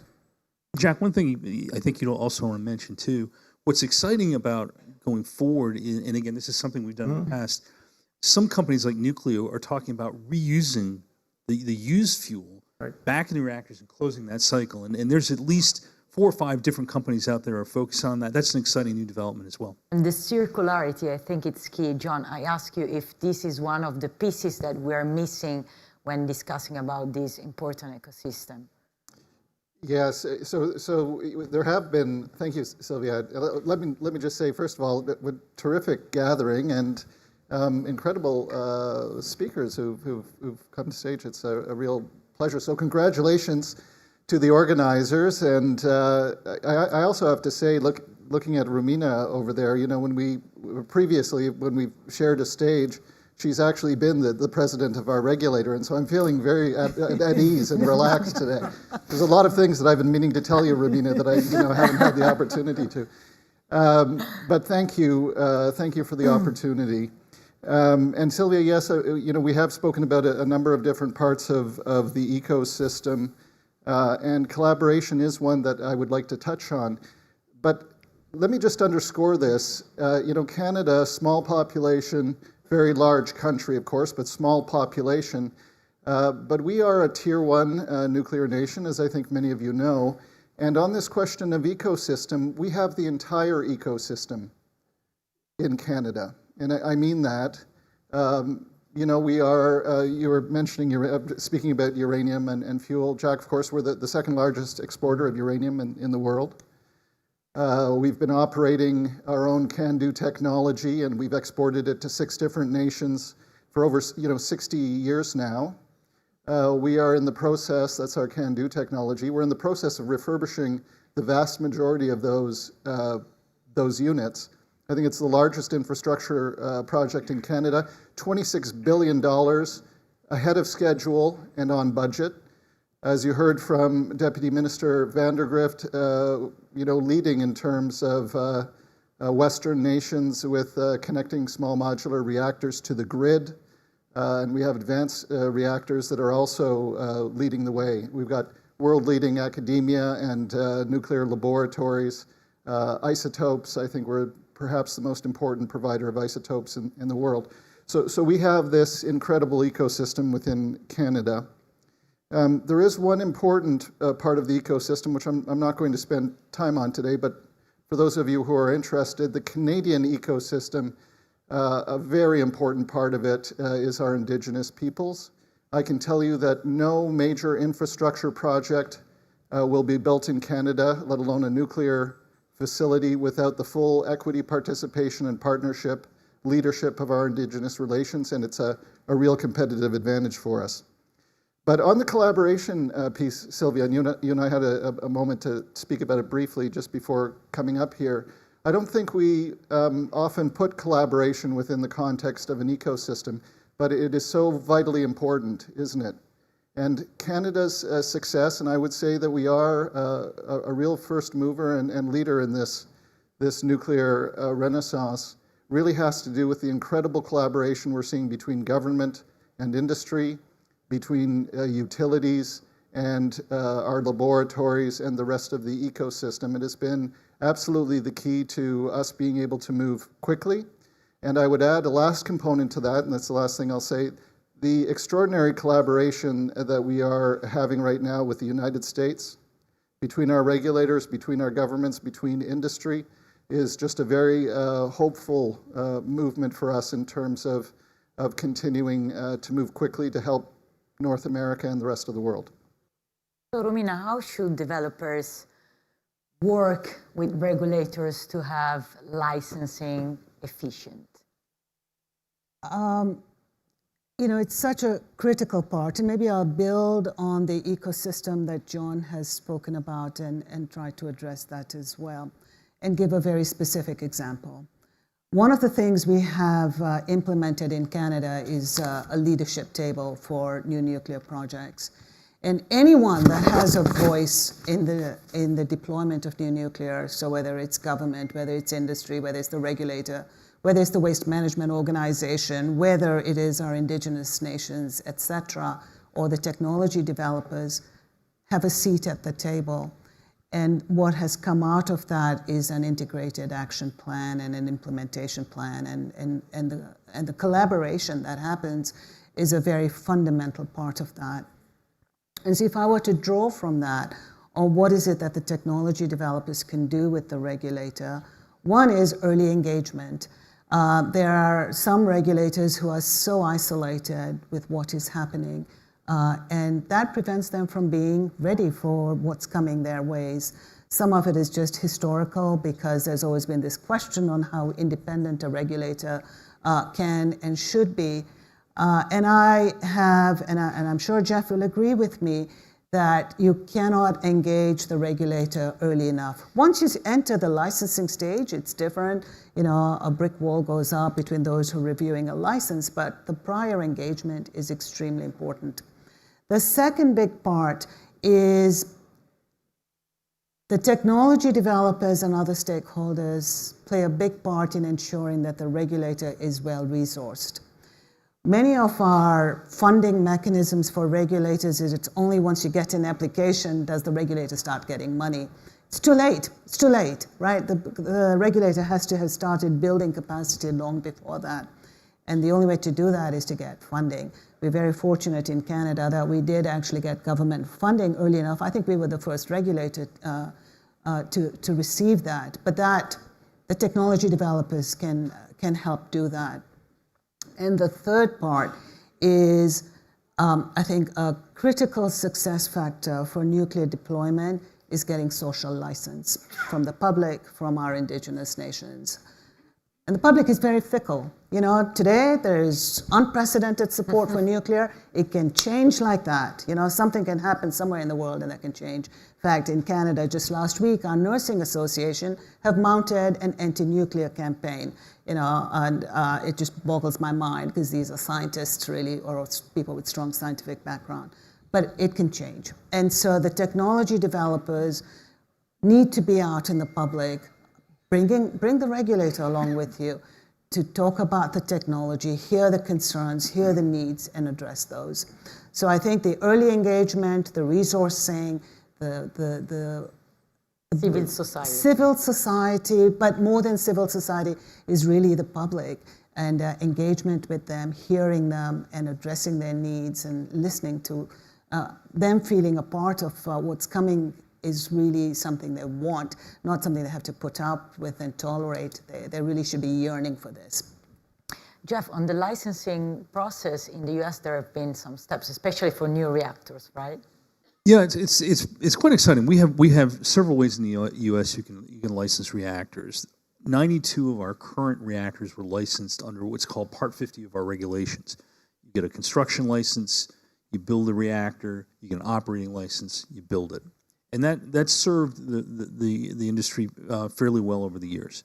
We had a new process when I was a commissioner. We put into place back in the early 2000s, where you could pre-certify the design, pre-certify the site, and then come in for a one-step license from the Nuclear Regulatory Commission. And the two most recent reactors we've completed in Georgia at Vogtle Units 3 and 4 were operated under that principle. Most of the advanced reactors we've been talking about today in the U.S. will use the first of those two elements to license their first design. And there's been an extraordinary amount of work being undertaken by the Nuclear Regulatory Commission, my former agency, and various of the technology developers to have what are called topical reports, basically looking at an isolated technology issue or an isolated policy issue and trying to get that resolved up front in dialogue before the full application has to come in. I think that's been very good in accelerating the ability to have some of these issues addressed. Some of those have been shared with the Canadian Nuclear Safety Commission, and some joint work has been done in that area, which I think will be very beneficial. Our Congress has also put in a requirement for the NRC to develop a new framework, Part 53, that would be specifically targeted toward the advanced reactor community. That's likely not to be utilized until probably the latter part of this decade until it's put into place. But the commissioners of the Nuclear Regulatory Commission just made some recent changes to that, which I think is going to make it much more appealing for the advanced reactor community. We had some doubts about that if I'd spoken about a year ago. Final thing I'd say here is there's two major changes that the United States Nuclear Regulatory Commission has made, which I think are really going to enable these advanced reactor technologies. Number one, unlike the current emergency evacuation zone requirements in the U.S. that require a 10-mile emergency evacuation zone to be prepared, these technologies, according to the commissioners, bring with them the potential to have an evacuation zone as little as 1,000 meters or less from the plant. That's a lot less costly, it's a lot less complicated, and it also is a validation of the increased safety factor, in part from the smaller source term of these designs. The second major one is just recently. The Commission has put out a draft new rule on environmental impact statements, which would allow many of the issues to be done generically and done up front. This is going to really accelerate the ability to deploy these reactors in a variety of different locations. And probably the third thing, and then I'll stop, is the Commission has signaled its willingness, once it has licensed one of these designs, particularly as it relates to microreactors, can we move toward a framework that would simply allow those to be licensed in a much quicker fashion and really only consider those few site-specific issues relating to it. I think the NRC wants to be built for speed, and they're working that way. Jack, which are the main challenges you see for the fuel supply chain? Thank you. And building on what you said earlier, in your earlier question, about the dominance of Russia in the fuel business, particularly on the enrichment side, which I explained is the area that's the critical portion to making the nuclear fuel for most countries, not for Canada, but for most countries. It's a question of replacement of this at this point. There is not a lot of extra capacity in the world. Actually, there are 15 countries in the world that enrich uranium, 15 countries. But some of them, like North Korea or Iran or Pakistan or a few others, are not really in the commercial market. You see, you have a limited number of people in the commercial market. You have Russia, you have China, you have the Urenco countries, which include the United States, Netherlands, Germany, and England, and of course you have France, and you have a few others. But there's not a whole lot of people with a lot of extra capacity. So part of the problem is how to build this capacity to replace the Russian capacity, which is, you heard from the MP from the UK, he thinks is very important, and US Congress does too. But you also then have, how are we going to find the capacity to make the new fuel types? Because the HALEU fuel, we're going to require more enrichment capacity than the 5% fuel. You're also going to need more uranium.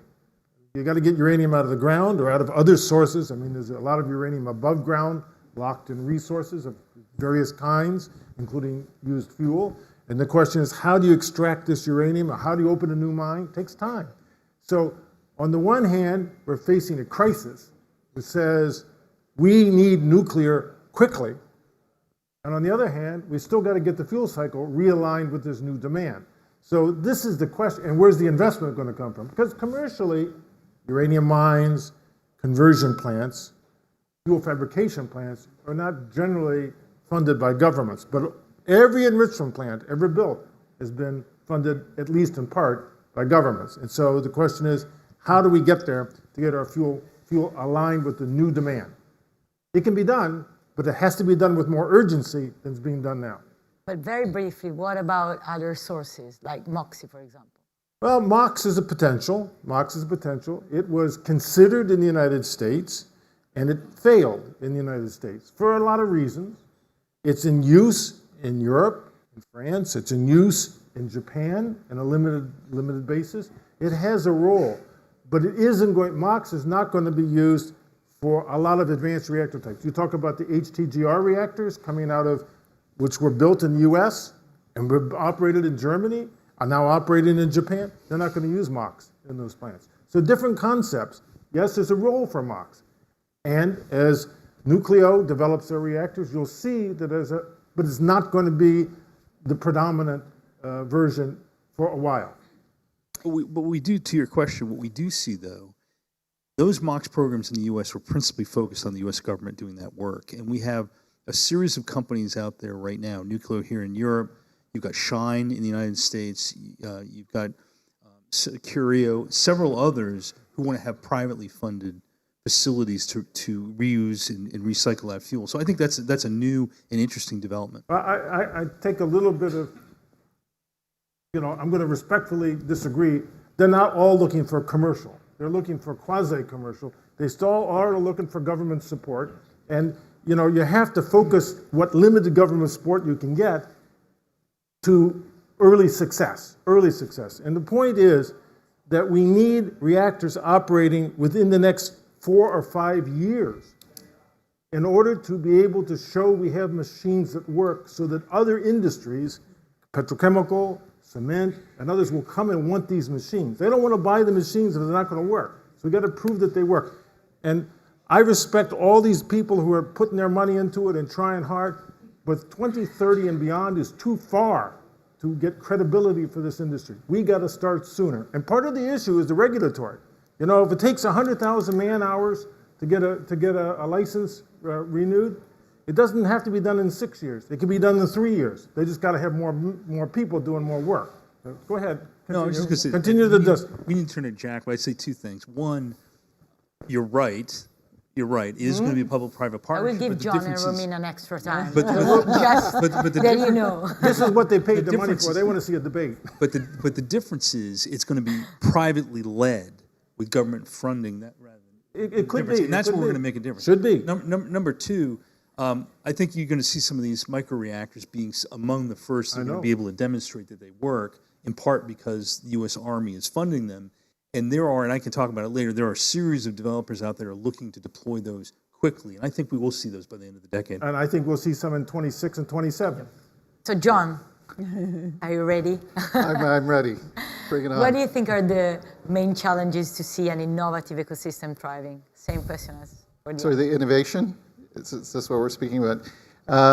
Well, we've covered a few of those in the previous panels. I think the ones that are top of mind for most people, and that often has to do with government funding and Valley of Death and things. So I thought I'd talk about two that maybe aren't discussed as much, and that is firstly the connection between innovation and being a fast mover with nuclear, right? For all of the nations that are considering jumping into nuclear, the Canadian experience has shown that by moving decisively and quickly and sending strong signals, you attract some of the brightest minds and sharpest companies in the world who want to participate in this market that is being formed. And a lot of innovation is stemming from the signals and the actual activity that Canada has been doing as a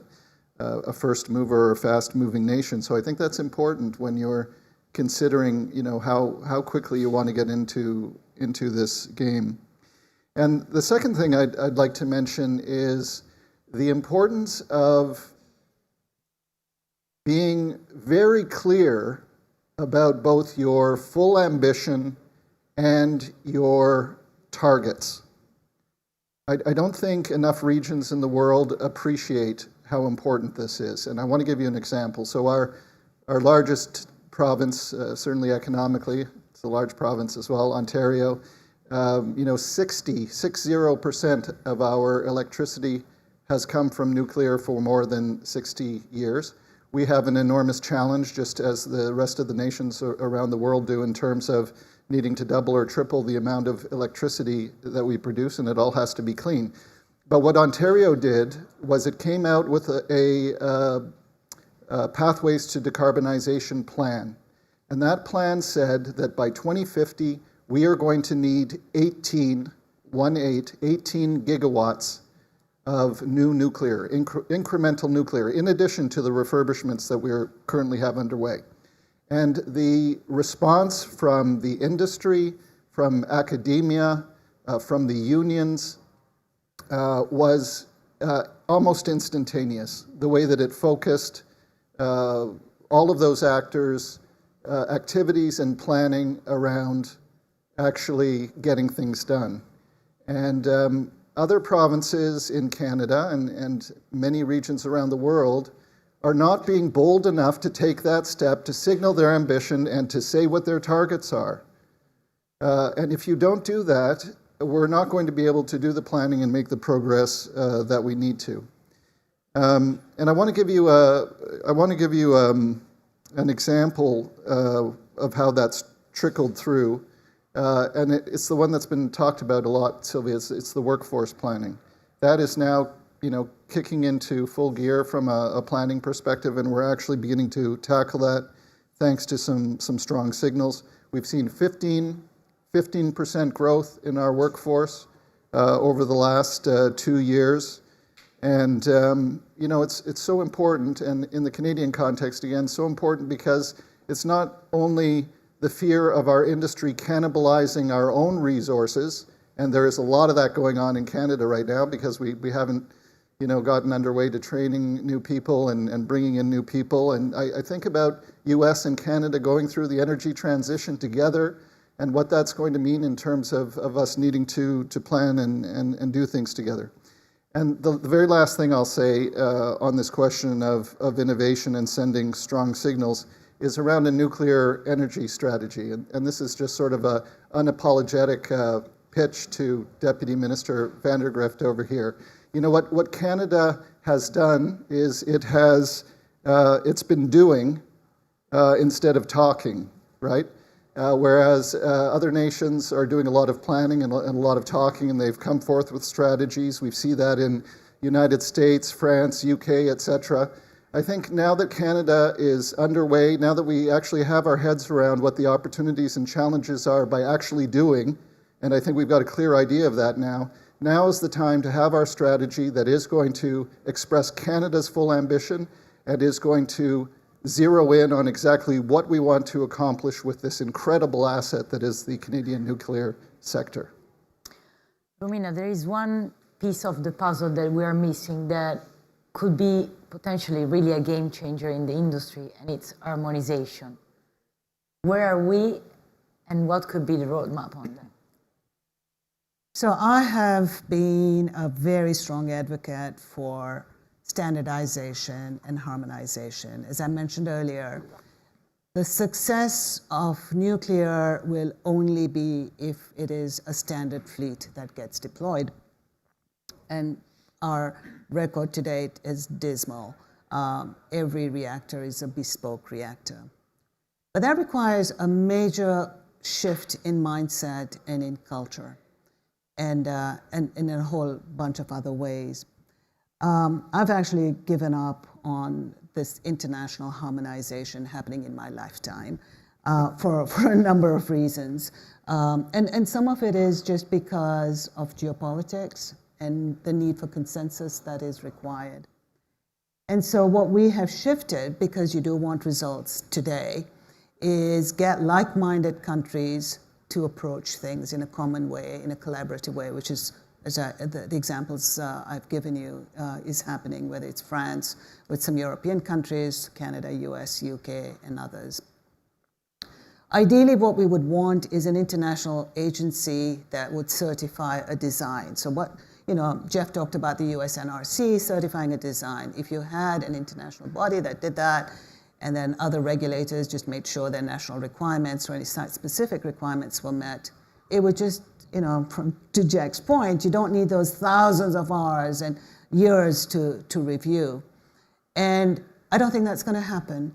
And so if we look at the pharmaceutical model, usually it's the aeronautical model that's used. But if you look, but instead of that, if you looked at the pharmaceutical model, because I actually kind of like that, you know, it's evolutionary. You start off by sharing data, then you do joint reviews, then you do kind of bilateral acceptance. So I have confidence in your review, I'll accept it, you have confidence in mine, and that's what Canada and the US is doing. And then you get into more multilateral with like-minded countries and acceptance, and we certainly saw that with vaccine approvals and so on. And I think that's the model I see the trajectory on. But it requires governments. I told you what Italy has, the UK in their roadmap that they published very clearly say they expect the regulator to use the reviews and assessments done by other regulators. I think that needs to be a policy direction coming from governments to the regulators. We don't expect you to reinvent the wheel. You know, find a trusted regulator, do your quality reviews, and accept it. You need the technology developers to do their piece of it as well. Design a technology that's going to meet multiple scenarios so that it's flexible enough to meet different seismic needs, different country requirements, etc. And I was at a It was actually a workshop that SAMA had organized last year, and there were technology developers, and we talked about harmonization, and one of the persons in the room made this statement, which I very much like. And he said, you know, it should be like Henry Ford when he talked about the Model T cars, that we will give it to you in any color so long as it's black. And I think that's what technology developers need to do, is have that discipline, that this is going to be a standard design, and the only way we will accept or even consider any changes is because your site has some unique needs. So I think the harmonization, while the global international harmonization is a far-fetched dream, the principles behind that could be readily adopted. It requires a cultural shift. It requires that of the regulator. And I'll tell you, within my organization, if there was one thing that I feel most proud about, is that cultural shift, because you're balancing sovereignty. At the end of the day, it's a national decision. You're not abdicating your responsibility, but your staff need to come online and saying, you've got to trust after you've done your due diligence and accept that.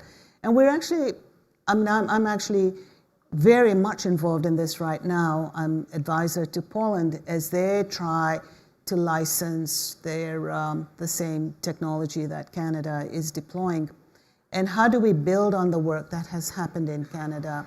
Not recreate it, but you still need to do your own due diligence, right? You can't just accept it, blindfold.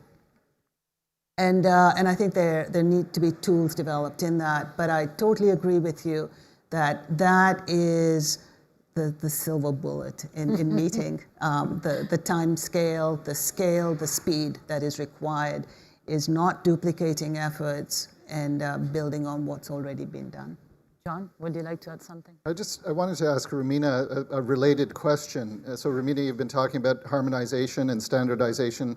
I appreciate the importance of that. I'd like to know, how is it playing out now with the sort of number of technologies? And I say that because at one point, I believe the CNSC had 12 different technologies in front of it, which is a capacity strain in its own right. So how is that, or how should that play out?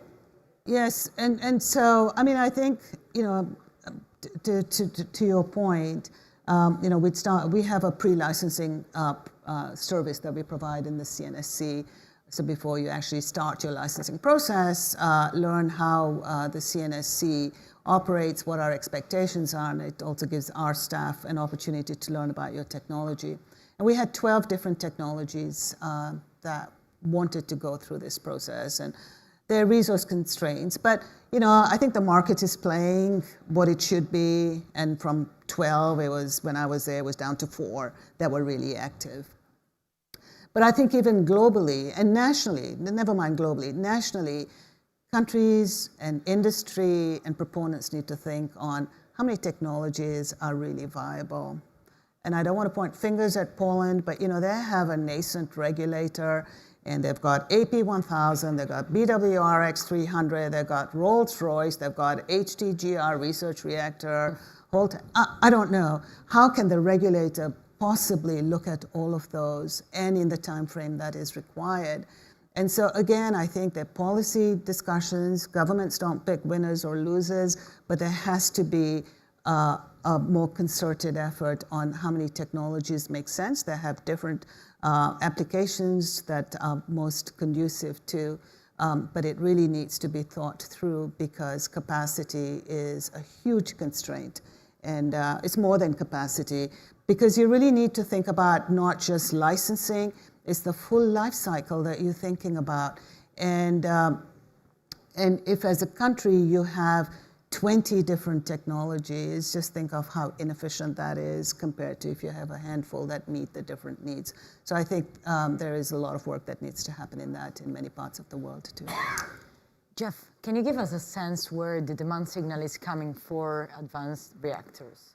Well, I think things have really changed. In addition to my job at Pillsbury Law Firm, I'm also the chair of the U.S. Nuclear Industry Council, which is the largest supplier association in the U.S. And we had our annual Advanced Reactor Summit last week in Houston, and it was a really different framework. And we talked a lot about the utilities in Canada and the U.S., they're evaluating putting a new generation. But, I don't know whether folks saw the recent announcement that was made by Amazon. They're buying 400 megawatts in a power purchase agreement off an existing nuclear unit.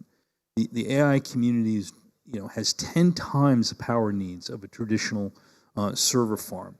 At that very same conference, we had Google, we had folks from Microsoft. Microsoft has 3 people, soon to be 4, with the word nuclear in their title. Right? So this gives you some sense of the seriousness of purpose of the data industry. Two of those, Microsoft, Google, were joined by Nucor. Nucor is the largest U.S. steel company. All of their steel is manufactured with electric arc furnaces.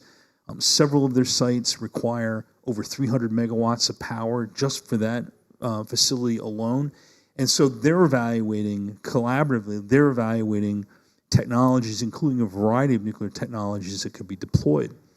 We had a workshop with 30 different companies represented from the oil and gas industry, 25 from the advanced reactor community, saying, how do we go ahead and decarbonize those very difficult to decarbonize industries?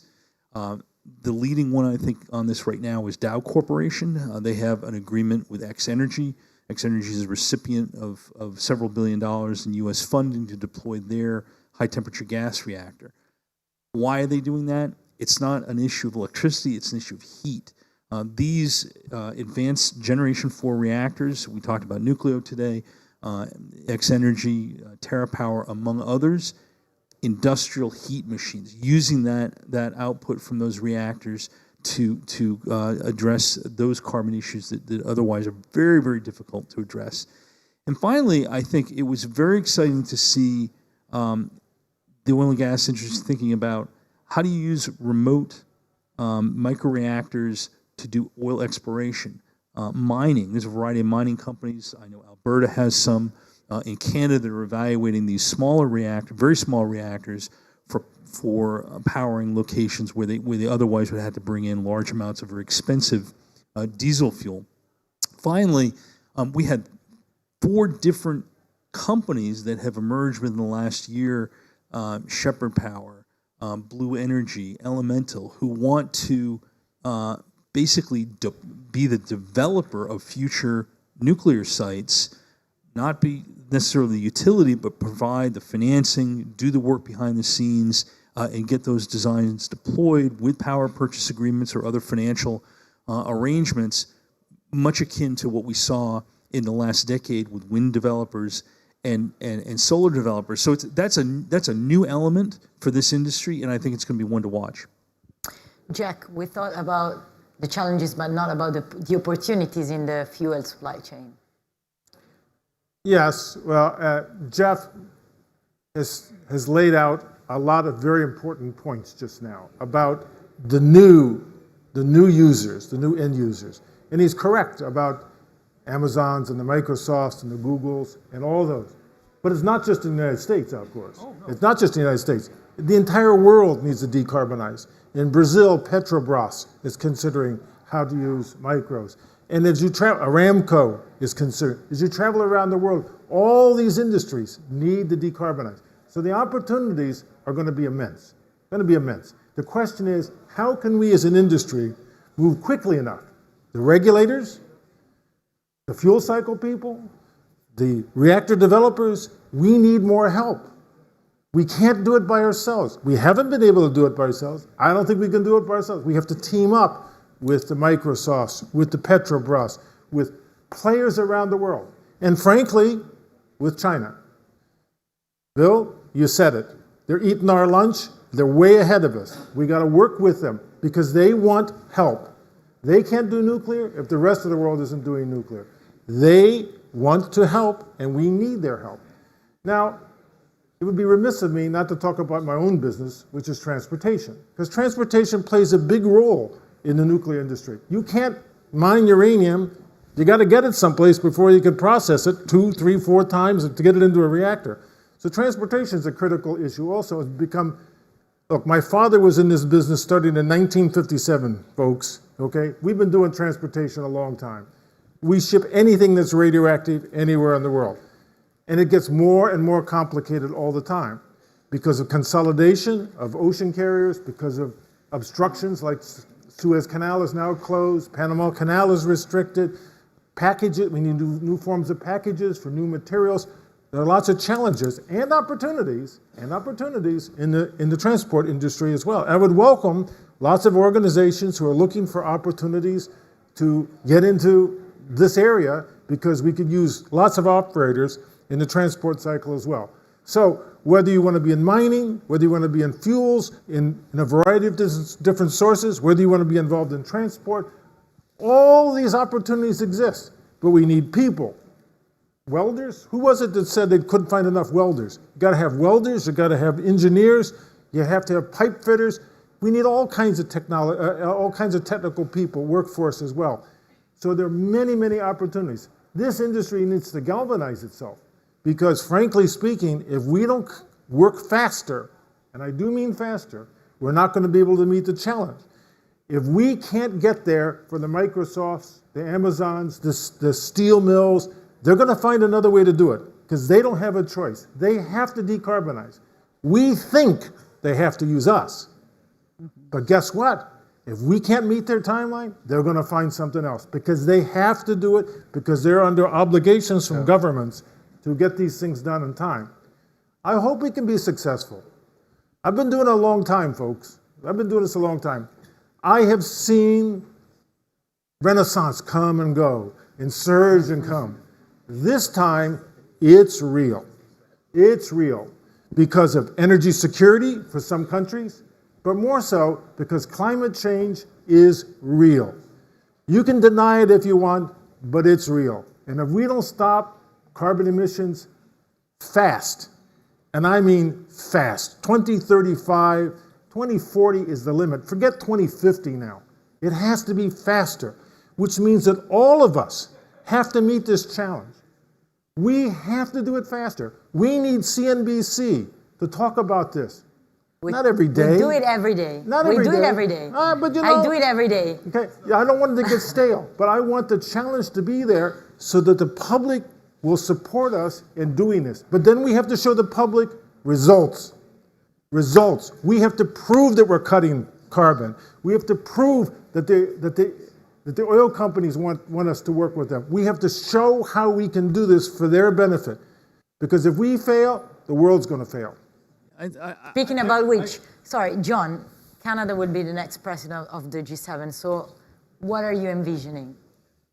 Well, first I'd just offer an observation or a reflection and say that hosting a G7 is a real motivator, isn't it? And I mean, I think we've seen tangible evidence of that with Italy's latest announcement and their commitment. And so Canada, by extension, and speaking on behalf of the industry, we are very much looking forward to our nation hosting the next G7.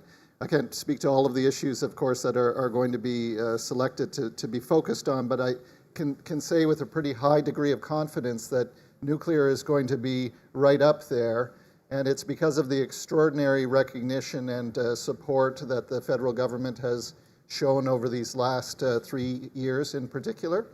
And it has come with the recognition, as I said earlier, that we have this incredible asset with the Canadian nuclear sector, and we're doing just about everything right. So I think if we consider nuclear in the context of the broader issues that the G7s address, nuclear is tied to all of those things, whether it's geopolitics or energy security or climate change or trade or human development. So it is going to be factored very, very prominently in Canada, and it'll be good for our industry at home, but I think it should also help motivate other nations in this collection of countries. Thank you very much to all our speakers. Thanks a lot. And Jennifer, the floor is yours. Appreciated what you had to say, Jack. I just want to thank, again, our speakers throughout the entirety of today. And also thank you to our audience. Thank you all for spending the day with us. Thank you to our partners, newcleo, and to ISPI Young Talents, and again to the Centrale Lavazza Museum. And thank you as well to my team at the Atlantic Council. And just a quick announcement as we wrap up here. As you go downstairs and retrieve your coats, there will be shuttle buses waiting outside in the same entrance through which you came into this building at Via Ancona. And the shuttle buses are here to take all of us to the Villa Chiuminato, where we will enjoy a dinner and jazz reception, which is very kindly hosted by Newcleo. So please, please join us. This is, I think, an event that is truly not to be missed, and we can all talk to each other since you've all been listening to all of us talk all day long. So with that, I am delighted again to wrap today's event. I look forward to seeing our online audience again soon, and I also look forward to seeing everyone here in just a few minutes at the Villa Chiuminato. Thank you. And thank you, Jennifer, of course. Thank you very much.